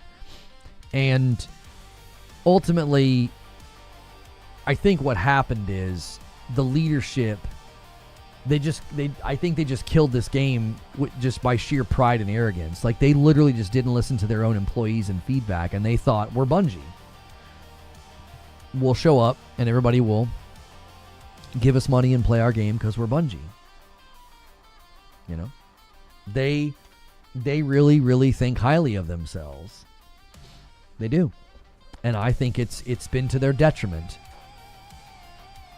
From you know, instances that I experienced with them 6 years ago all the way to now, I think they have degraded as a company, and their products have degraded under the weight of pride and arrogance. You know, I think we have, you know, long-standing, you know, wisdom that says, pride comes before a fall, a haughty spirit before destruction. Like, you know what I'm saying? I think it's actually a haughty spirit comes before a fall and pride comes before destruction. But like, there's a reason that is said, and there's a reason that you can find evidence of that commonly. And I think that's something that has genuinely happened over the years with them as a studio. Enemy variety would need work. They seem boring. If there's something that if there's something that Bungie can certainly do, is they can pull from all of the things they've done over the years with Destiny, and they've got the means necessary to add enemies to the game and to make the game exciting. Like this time last week on Friday, it had 22,000 players. A week later, they have 15,000 right now. Like 7,000 less players right now, because they've lost momentum. They're losing players. Have they considered Gambit? I don't know. I think some of the streamers out there make me not want to play the game. They are toxic, and I'm surprised that these devs aren't holding them accountable. I mean, I don't know what streamers you're talking about. I mean, the viewership is it's so low and non-existent. It doesn't even seem like you could. It doesn't seem like you could hold the streamers all that accountable for much. It doesn't seem like you could hold them accountable for much. I mean, there's not that many of them. The viewership's not that high. Kula Creation says Bungie's numbers are down, Lono's numbers are up. Comeback of the century. I mean, I don't see it that way. And listen, it's been 6 years. We're still not where we want to be, man. It's been really freaking hard. Like, this is a hard environment to come back in. It's hard. We've had our ups and downs, and we're still struggling to find our way. Variety coverage is not easy. It isn't. There's a reason that a lot of people build up with a single game and then they switch to variety. There's a reason that they do that, because that's kind of the appropriate way to do the math of it.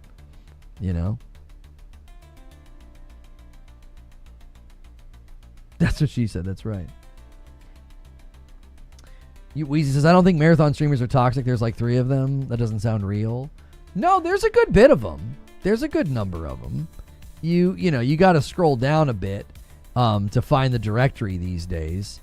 But it's got almost 5,000 viewers right now. I'm seeing people.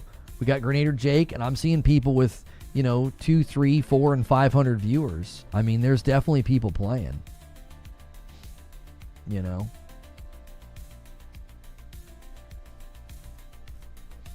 What's going on, Lono? Yo, what's good, Khaled? What is good?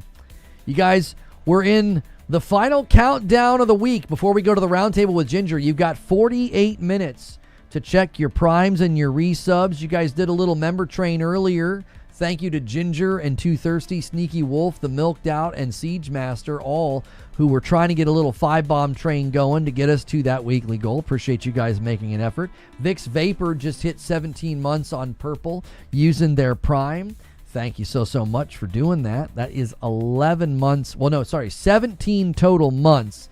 We don't care about the months in a row over here. We had a bit of a, we had a bit of a hiccup there where we weren't on the platform for a while, but that has since been rectified. So thank you guys so much for being a part of what we do here, being a part of the rebuild. Can we talk about how people thought that Cyberpunk on the PS5 Pro was apparently a PC version with path tracing? They thought it was a PC with a mod. Yeah, that was pretty funny.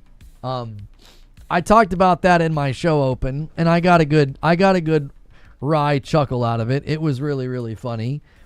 I actually said that I hoped it didn't get figured out as quickly as it did, because there were dudes chomping at the bit to make a video to be like, look at this tweet that got community noted, and then they would have to delete the video and not use it. Like, that was what I was hoping. I was kind of hoping, like, the YouTubers that love to jump on stuff like that would have wasted a bunch of production time making a video that they'd have to delete. Directory's all messed up. They're all squad streaming to boost their numbers. Yeah, squad streaming has to be one of the dumbest ideas that I think I have ever seen Twitch roll out. I mean, it is a doozy of dumb, because that was a common struggle and complaint and frustration point for people trying to grow on Twitch. You had people that would manipulate directories, choose the winners and the losers, choose who they would raid and raise to the top. I experienced that firsthand many, many years. You also had people view botting. And so it is kind of interesting that they're like, hey, I've got an idea. Let's just, interweave every directory with cronyism. Like, it's a brilliant and stunning display of how not to treat a directory on Twitch. It truly is a remarkable display of just not understanding how these environments work. You're like, let's just let 3 or 4 people, run the directory, since they were already doing that anyway with raids and hosting, to ensure who could and couldn't be successful in a directory, Let's just make it a feature. Let's make it a feature of the platform. Squad streaming is great because those who stand on their own never use it, and those who use it show the type of people that they are. Yeah, but it still affects the organic flow and growth opportunities in a given directory. I mean, I get what you're saying, Rope, but we're unlikely to ever be top charting a directory ever again on Twitch. I don't have delusions of grandeur. I know where we stand in the grand ecosystem of live streaming. But for the people that are trying to hustle and scrape and fight and to get there, to get some better standing in a directory, I could see it being pretty frustrating. I love my PS5 Pro so much, worth every penny, and I only paid $700 6 months ago for it. You got it at the right price, like other aspects of PlayStation hardware. It's gotten better with age, That's not bad. That's not bad at all. Not at all. Do they get to press one button to switch between the squad? Streaming is an extraction shooter now. It is. It is an extraction shooter. Yep. Pub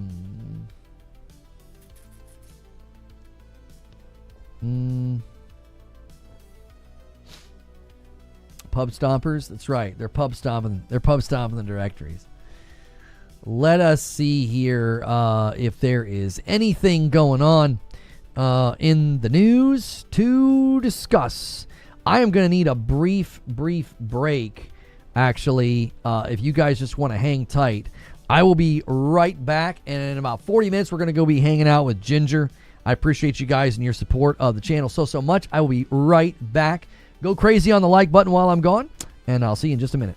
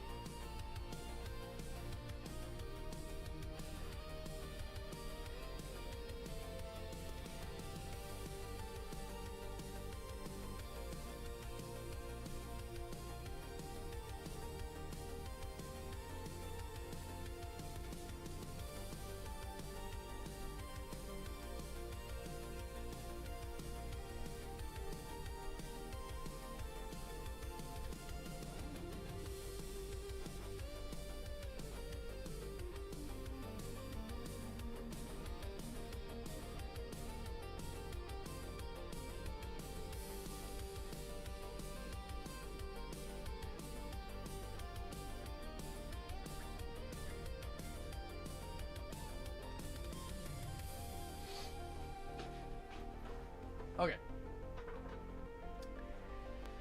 Replace is officially Steam Deck verified. We got a bit of little hullabaloo brewing here about GTA 6. I don't know if you guys saw this or not.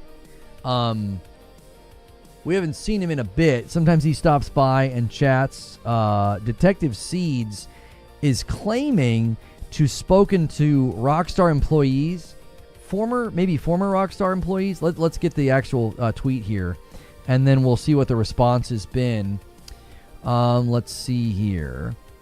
So the claim he's making is that according to 3 former Rockstar employees that I contacted through LinkedIn, Grand Theft Auto 6 is aiming to release the PC version in February of 2027. All stated this timeline could shift, but Take-Two and Rockstar wanted to get the game out before end of fiscal year. I reached out to over 90 people and 3 answered me. So this is his claim. So GTA Countdown reported on this, and Kiwi Talks, I hit the like button so I could have like a record of it and find it. Kiwi Talks says, I highly doubt this. He says, first off, how would former devs know the release date for GTA 6 for PC? Secondly, if they did know, it wouldn't be hard for Rockstar to find out which former devs talked because they would be few and far between, so Detective Seeds would have put them at serious legal risk, which would be a dick move. Now, somebody says here, how is it so normal and common for complete strangers to contact you through LinkedIn and for you to give them such sensitive information, completely disregarding the NDA, which is something you typically sign when you leave a company like this to get like a pension, so they can make a Twitter post about it? And Kiwi Talks agrees and says, exactly. If I was a former Rockstar dev, I wouldn't give out my info to some random contacting me on LinkedIn who hides behind an avatar. I probably think it's a scam. I would probably think it's a scam. The whole story reeks of BS. So Detective Seeds has responded and say, man, having deja vu of the last time you thought something was BS that was gathered through LinkedIn comms. Bluepoint, remember? My LinkedIn is not behind an avatar and has thousands of connections. I commented on how this sequence went down, and I want to go, if you want to go check and learn. The Bluepoint thing, though, I feel like there were elements of Bluepoint that he claimed that we didn't hear from anybody else. I can't quite remember. Kiwi says, okay, well, what's your LinkedIn? I'm pretty active on there, and I'll follow you. I'm always keen to learn. So Kiwi Talks is basically saying, okay, fine, sure, let's connect on LinkedIn. And he said that at 2:34 a.m., and I'm not seeing a response, so maybe they're in the DMs. It's coming in Feb, I'll wait. I don't know about the claim. Like, I'll just say that I do think it would be really, really unusual. I think it would be really, really unusual for people to give such sensitive information out over LinkedIn due to NDAs. I just think that would be very unusual. Like, if I worked at Rockstar and I was getting a DM from somebody that I had no idea who they were, and they were like, hey, I'm trying to get this information, blah, blah, blah, it would be odd to, number one, reply to them, and to, number two, give them the information. I just think that that would be very unusual. I'm not saying that it hasn't happened. It could have happened, but I'm just like, that's a massive professional risk that you're taking. Because homie could screenshot it. Like, he's not under any compulsion to keep it a secret that you told him. Right? Homie could literally screenshot what you said, blast it on Twitter, and then you would be under serious risk of, like, you breached NDA and you're going to get sued or have your pension taken away or something. I don't know. I'm having a hard time thinking that, like, somebody would take that professional risk. Because, like, you don't know who this person is. It's not like Jason Schreier from Bloomberg who's like, listen, I'm going to keep everything confidential. I'm not going to screenshot anything. It's just some random guy. It's like, well, this person could be anybody. We just saw a guy light his job on fire yesterday. Anything can happen these days. I mean, I don't doubt that Rockstar wants to get GTA 6 onto PC quicker. Okay? I don't doubt that. the speed here really isn't even in doubt either. It's like, yeah, I could see them wanting to land in the fiscal period. I could see them wanting to do it quicker because the game got delayed. But I don't know. The way that the information is being acquired, I just have serious reservations about it. I'm like, I just don't know. Because if all you have to do is screenshot what they said, you could professionally ruin these people. And there's nothing they could do. Nothing. I did not reach out to them immediately with that question. I answered someone in the replies with exactly what I did in the sequence of how the convo went over the past several weeks. Right, Seeds. The reason that I'm skeptical is because, homie, like, they take such professional risk, and no offense, you're not anybody. You don't have credentials. You're not press. You're just a guy. Couldn't you screenshot and blur? Like, you could screenshot and blur and be like, here's the DMs, here's the conversations. Like, homie, you could ruin these people. They don't know who you are. It seems insane to me that they would be like, oh, no, yeah, here's sensitive information about their fiscal plans for GTA 6 on PC.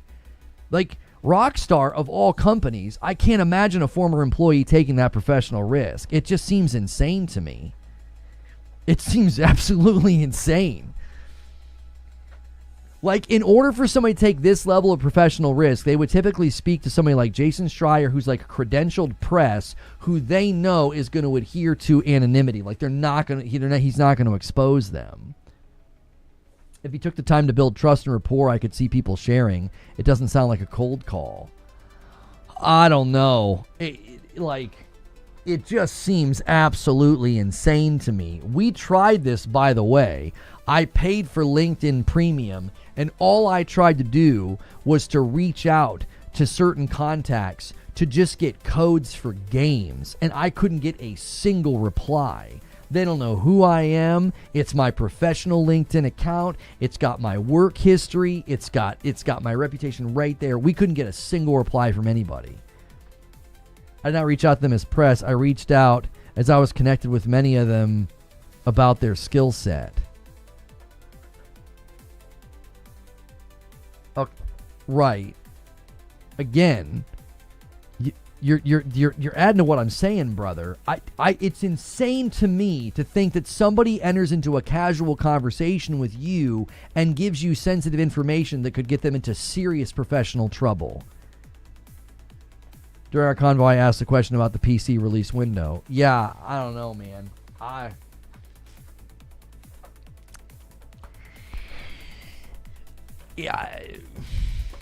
This type of claim, I think you'd have to back up with more. You'd have to have some kind of you'd have to have screenshots. You'd have to be like, here's the conversations. You'd blur all their information and show like these are actual people, right? Which I suppose people could claim you're faking, but I don't, I'm not saying that like, oh, you'd fake screenshots.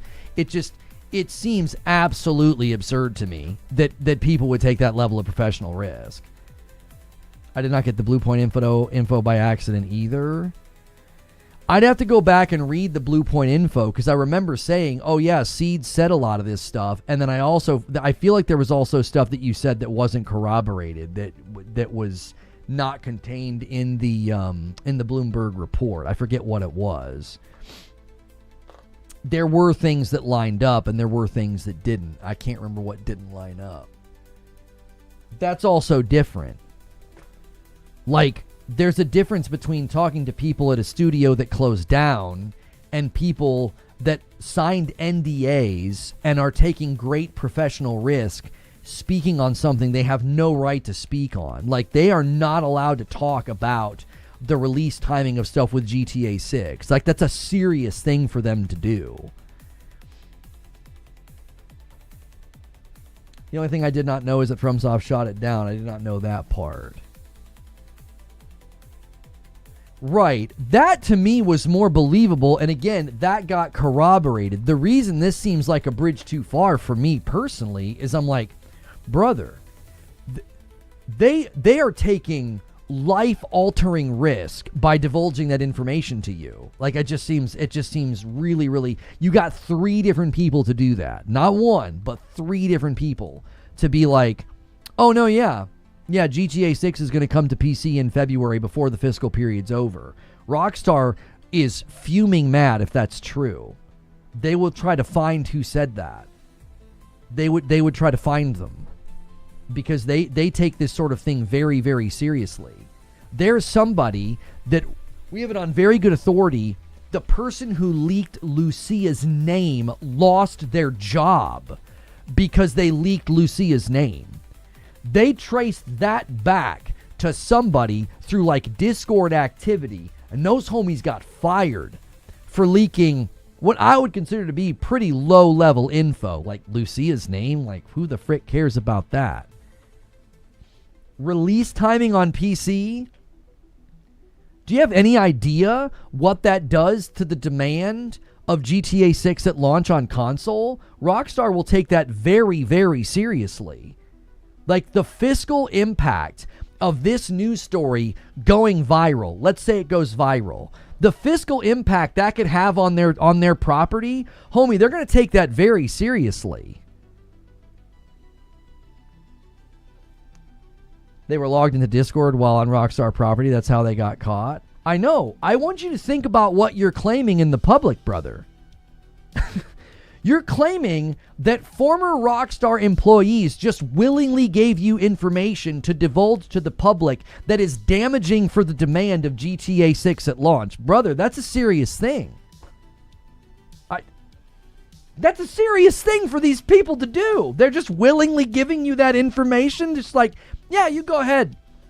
You go ahead and tell the world something that'll damage the demand of the launch of GTA 6 on console. You think Rockstar is just going to be like, no, that's fine. That's okay. You just had fiscal impact on us. That's okay. Yeah, that's fine. I don't know, man. They will go after these people.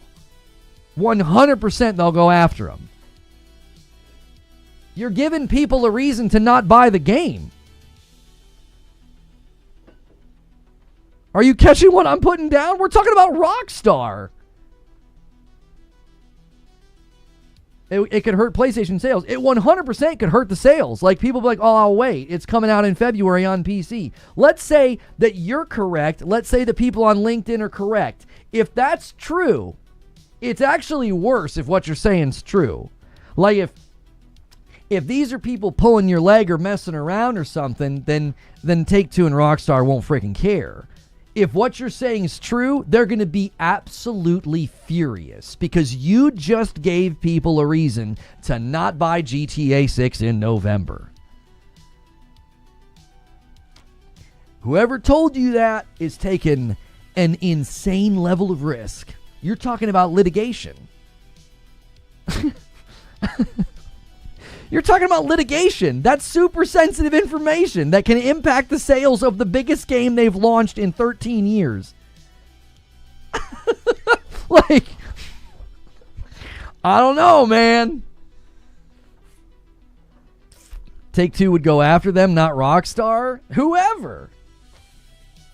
It's not going to stop them from buying PlayStation? Oh, yes, it will. What do you mean? Is aiming for doing some heavy lifting here? Okay. Again, we're operating, let's just operate on the assumption that he got genuine people. He's not being tricked or something. He got genuine people to divulge this information to him.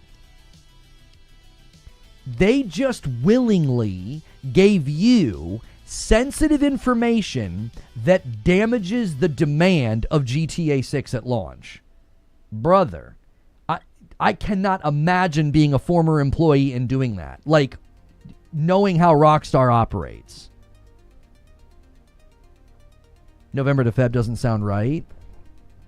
I mean, I have no inside information on this at all. I just kept speculating summer. They would go about 6 months. Strauss Zelnick made it pretty clear, at least this was just me reading tea leaves. He seemed to indicate that they'd be coming to PC pretty quick.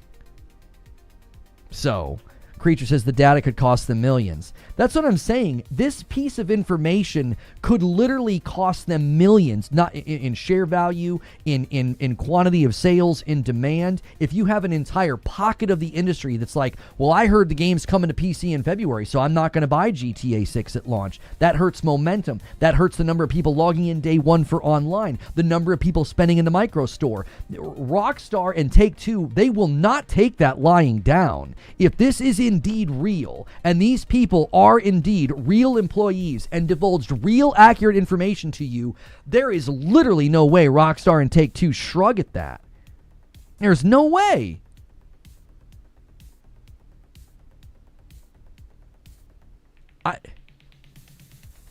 That's why I said, the first thing I said, it gave me immediate reservation. I was like, these people are taking an insane professional risk by telling you this. Like, why would they do that? Not even just in risk of their own NDA. They'd be in risk of being sued. You divulge sensitive information that has now damaged the marketability, viability, and demand of our product that has billions invested in it at this point. I would imagine billions, if not millions. You can consider my own 70 to 100 on hold at the moment. Right, Omar? I mean, we're... I don't know, dude.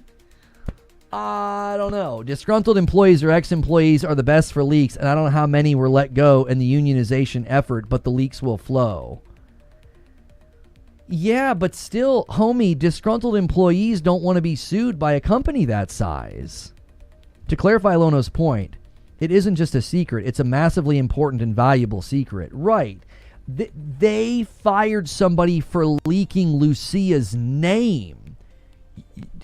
That's not sensitive to demand and money. A potential staggered release on PC, homie, that's sensitive information. That's like, whoa. You know, and as a shareholder, oh, buddy, I'd be like, whoa, what's going on? You're trying to launch it on PC in this fiscal period for us, and this just got leaked? Information leak violations is a legal case? That's what I'm saying.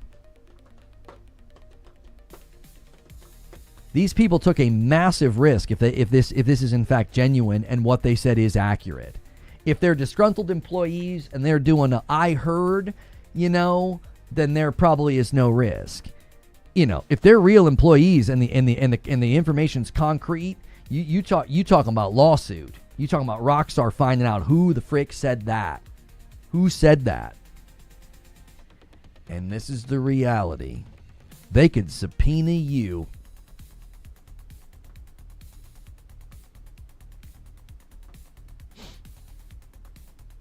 I couldn't they? They can't force you to talk, but couldn't they subpoena him in a court case and be like, we're trying to get to the bottom of this? Zubair, how's that work? He doesn't have to say anything, right? You can't compel him to say anything, but I don't know. Couldn't they subpoena him and grill him? Be like, hey, who'd you talk to? You know? Yeah, you might slide you a little money. Yeah, you don't have to say anything. They can't compel you to speak. Some press are picking it up. Yeah, instantgaming.com picked it up. Yeah. It anything like that will get picked up, brother.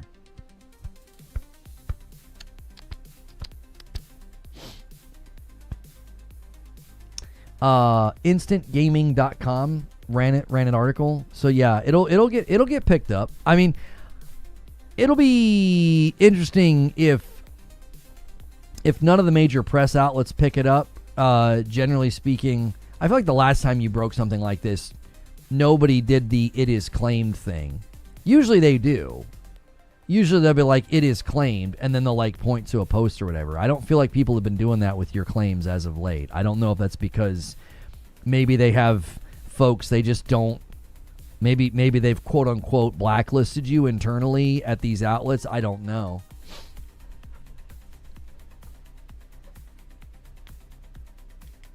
They could do more than that. They can give you immunity, and then you have to talk. And then you do have to talk.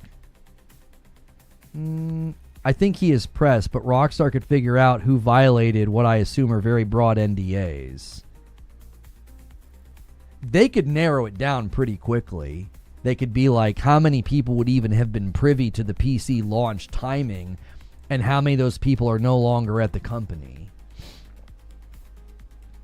Law protects against giving up a source in journalism? Sure. The CoffeeZilla versus Logan Paul case is interesting in arguments versus journalistic privilege. Seeds may want to think about checking that out. Yeah, I don't know when you're protected and when you're not, you know. Just got here, PC GTA 6 in Feb. That's what's being claimed. He admitted he didn't approach this as press, so that wouldn't apply. Yeah, he approached this as someone with like common skill set interest and was just like shooting the bull with these people, and then just kind of was like, hey, when's GTA 6 headed to PC? And I'm here to tell you, if the information they gave you is accurate, they took great, enormous professional and economic risk, because they could be tracked down and sued.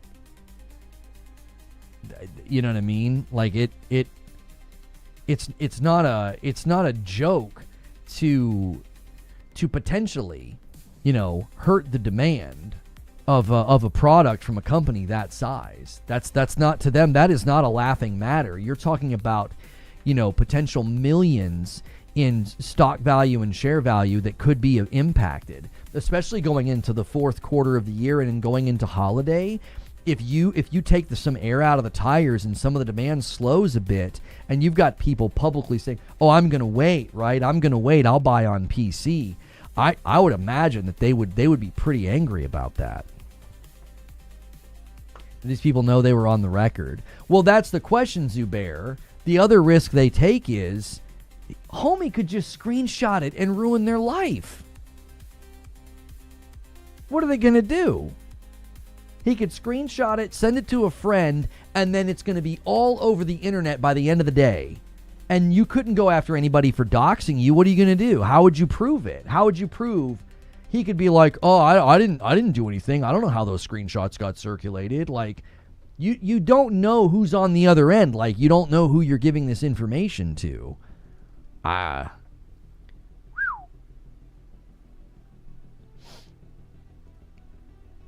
To think that three different people were like willingly giving somebody the ability to ruin their life, is just, I don't know. You disgruntled employee or not, I can't imagine doing that in this day and age where DMs end up in headlines and in news articles. I have concerns about this from about 20 different angles, not the least of which is that these people didn't know what they said would end up on Twitter. That seems underhanded.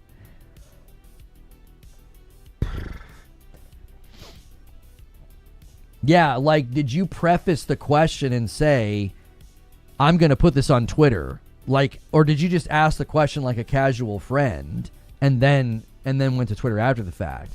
Like that, I don't know, man.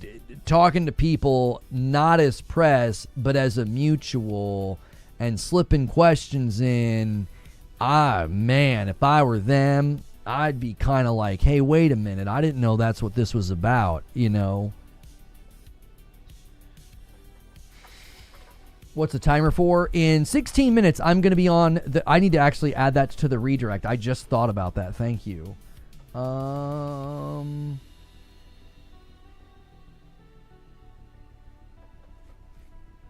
Hang on. I need to add a redirect to the YouTube video.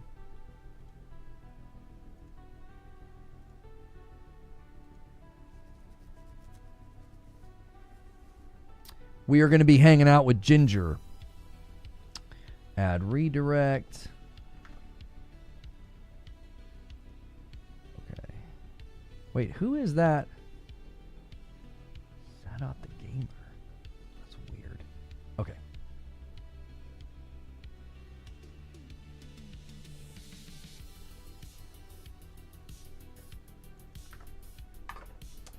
Almost round table time, that's right. Right, says Zubair. I may break an NDA to tell my buddy to wait on buying a PS5 Pro for GTA, but I wouldn't say that to the press. Right. Yeah. GTA 6 in November, multiplayer in December. No way they're dropping the PC version 2 months later, says Paul. Even if it was ready, surely they would wait 6 months minimum. Yeah, I kept saying that my gut told me summer. Like, Strauss Zelnick to me made it very clear that they were 100% focused on getting it to PC faster. He didn't say, like, he didn't flat out say it, but to me, that was what I gathered from Strauss Zelnick, was that he was going to they were going to be hitting PC faster this time. And I thought I could see it being about 6 months, because I believe in times past it was like a year. Why wait if it's ready? Well, I'll tell you why, Taco. So let's just imagine that everything we've heard about the online is accurate. I think it's fair to say that it's accurate, because both GTA 5 and Red Dead 2, that's what they did. They launched their online very close, okay? So, if you launch online in December, the new year, January and February, you're still riding high off that. You're selling lots of copies on console. The last thing you want to do in that moment is be like, oh, hey, you can buy it on PC. And then what ends up happening is you now had a bunch of people who are going to buy it on console that are like, oh, well, I guess I'll just buy it on PC instead. If you wait 6 months, a bunch of people are going to buy it on console, because they absolutely do not want, to give you the opportunity to only buy it once. They want you to buy it twice. Take Two Boss Strauss saying gaming is moving towards PC. Yeah, he made it clear that like PC is going to be a bigger priority for them this time. So I cannot see them doing it quickly. Doing it quickly would actively work against what we know works so well for them with the double dippers.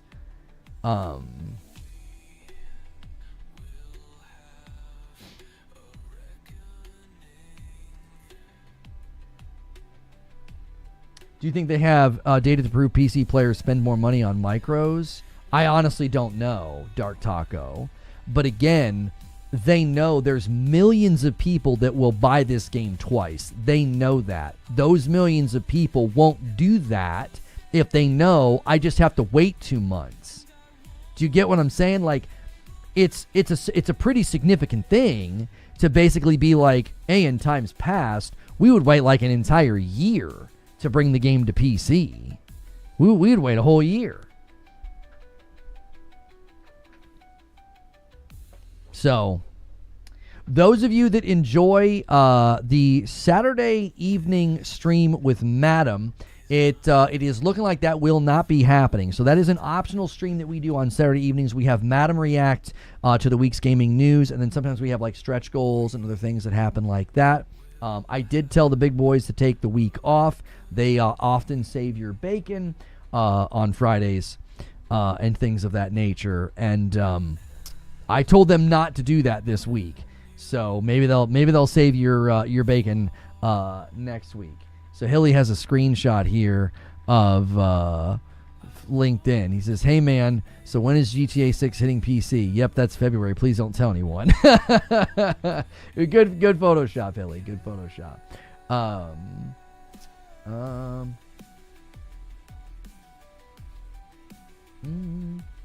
Who is this? Yeah. Friend requests in Discord. Anytime somebody sends you guys a friend request in Discord, just check when they made their account. I've been getting pretty consistent friend requests, and the accounts are like a month old. I did not put it out immediately. They were told first and saw my Bluepoint info that I put out first. So I worded in a way that they approved, just like I did with Bluepoint. Okay. The whole thing just seems very strange to me. But just believing the best, and you're just telling the 100% God's honest truth. You approach them not as press, as like someone who had similar skills. You then let them know that you post things like this on Twitter. You showed them the Blue Point thing and then inquired about GTA 6, and then they willingly told you knowing it would get posted. Man, oh man, the fact that 3 people willingly did that is bold.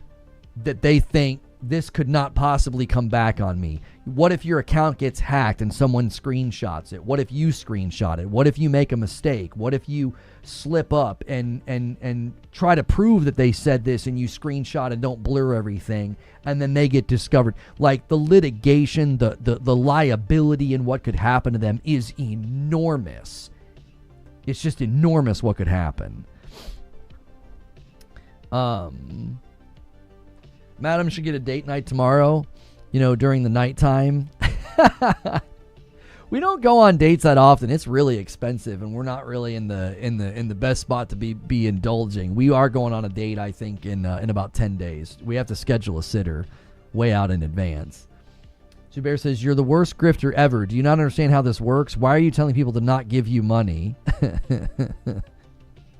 If they're releasing 2 months apart, PC players would be privy of the release, likely during the right after the release on console. Seems hard to believe that they would only wait 3 months. I think they're going to speed up the PC release. I don't know about 3 months. I guessed 6 months. I think summer. I'm not basing that off of a leak or inside info. I'm just basing that off of what Strauss Zelnick said. To be fair, he does have 3 more sources than anybody else. Well, sure, but again, yeah. Make it home date night. That's typically what we do, y'all. We just chill on the couch, have some bourbon and some video games. I'm not complaining. The engine of this channel runs on direct viewer support, and we've just consistently said we need more and more folks to pick up their own membership, right? Because the gifting is obviously up and down, which is completely understandable. It's not on 5 to 10 people to secure that stream every week. I understand if skeptical, but like I said, this is exactly what I did with Blue Point Deal, and by the time I put it out, I ended up with 7 people talking to me about it. I think this is different. I was less skeptical with Blue Point because the information, number one, the information seemed believable. So number 2, it was also a shutdown. So it was like people commonly do that. People commonly will talk if after a shutdown. This is highly sensitive information that could affect the demand of an enormous game where Rockstar and Take-Two could take a heavy and vested interest into finding out who you spoke to. I think this is a very, very different animal. So when you talked about the Blue Point stuff, I remember giving you credit during one of the streams. I said, oh yeah, this is what Seed said. This is what Seed said. Seed said this information. This is very different. This isn't like, oh, here's kind of the skinny on what we were working on. Like a company, like somebody working at a company being like, oh yeah, we were working on a live service game. Oh yeah, and then we were working on this, and then they shut us down.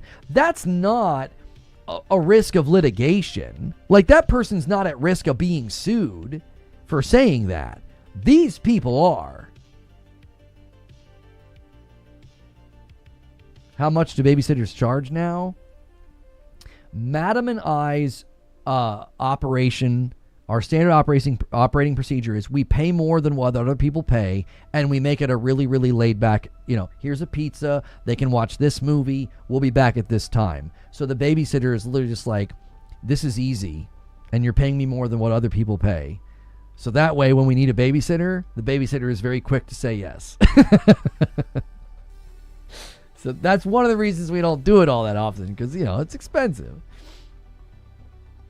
So I gave you credit in the last thing with the Blue Point thing. I was like, yep, Seeds had this information beforehand. He clearly was talking to people, that were in the know. This just feels different because the people that spoke to you have taken an enormous risk. If they signed NDAs that were tied to pensions, they could be sued. This is very sensitive information. So I feel like I'm in the same boat as Lono. We don't do a lot of sitters, and we lean into family from time to time. Yeah, it's not cheap. It's not cheap. That's the way to do it. That's how I do it too. Yeah. Take care of your sitters. You know, they're watching your frickin' little a-hole children. Because all of our children have the capacity to regularly be little a-holes. This is the way of things. Treat people well and they treat you well, except for a-holes. But you can figure that out pretty quick. That's right. That's right. So, we'll see. We'll see what comes of this, Mr. Detective Seeds. We will see what comes of this. If major outlets pick it up, I'm always kind of curious if somebody like Schreier or Tom Henderson, are they going to reach out to their sources to maybe try to corroborate the claims and say, hey, we're hearing the same thing. I don't know if we'll see that happen. We'll see. We'll see how this one plays out. This one gets a high degree of skepticism from me just because of the degree to which the sensitivity of the information seems different this time. So I would argue the Blue Point guys took a similar risk. They had things on the line and gave info. They were specific that info could change, which is why that was in there. What kind of a risk did they take in saying that to you, though? Were they, I mean, who would come after them for saying we were working on a God of War live service game? Is it 20 an hour, 50 an hour? I can't imagine it's still 5. I think we do 20. We do between 20 and 25 an hour, Zoob. Severances? Yeah. I think common practice after a shutdown, though, when they shut a studio down, I think it's more common for people to talk to the press. So there's a bit of a strength in numbers kind of a thing. As you said, you had like 7 people talking to you. I also think there's a clear track record of like Take-Two and Rockstar being a lot more bullish on these types of things. And I don't know if there's a track record of PlayStation being like, how dare you tell the press you were working on a God of War live service game? Like Schreier ran with it too. So it's like clearly there were people, talking. They were checking computers there after I put it out. They were trying to figure out who talked. Checking compute. Oh, because they hadn't closed down yet. We'll definitely know if and when he gets a C and D. Yeah, maybe.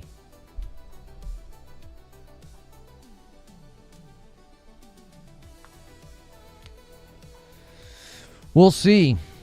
We'll see. I think the timeline's too quick. But, again, the timeline could make sense if they're like, hey, we delayed the game already. We're not delaying the PC version. Like, originally the game was supposed to be out in May. So these people are under the impression that like February was the target date. Well, maybe February was the target date when the game was coming out in May. May to Feb keeps both releases in the same fiscal period, right? So that you could argue internally they were like, no, we're not doing that. You want to see Madam tomorrow? Sorry, brother. Sorry. If in the next 2 minutes you guys go absolutely bonkers insane, I mean, if the big boys decide to disobey me and be rebellious, you need 240 members in 2 minutes. It's just not happening. $5 super chat from Cake Man. With all due respect, I'm going to run with the word on the street. I appreciate it, Cake Man. And Cake Man becomes a new member. Thank you so much for becoming a new member. Rockstar will just put the PC launch back a month or two if they really want, or we'll take 2. May to February actually makes sense to me, Seeds, because that's the same fiscal period. What happens in 2 minutes? We're going to be going to the Gaming Roundtable. I'll redirect you guys, and I will also give you a link to the broadcast. And then over here on Twitch, we are going to, if you guys don't want to come to the Gaming Roundtable, I will do a raid, go over and gift and go crazy over there. How do you do raids now? You do a raid like that? Okay. So this is what we're going to do. $10 super chat from Mike and Mike. No, madam, enjoy your weekend. Appreciate this week's coverage. Thank you so much, Mike and Mike. I appreciate it. So I'll give you guys a link. This is where we're going. YouTube, we are, hang on. YouTube, we are going to redirect. And then you guys over there can let her know what I'm doing. Is that how you do it? There you go. If you guys want to rate her and say hello, throw her a follow, throw her a prime, or whatever she's streaming right now. She stops by. She's gifted to this channel a number of times. So you guys can do that and hang out with her. And if you want to come to the round table, there's a link there. Do whichever you prefer. And you guys on YouTube, I'll redirect you as well. All right. I'll see you guys over there for the gaming round table.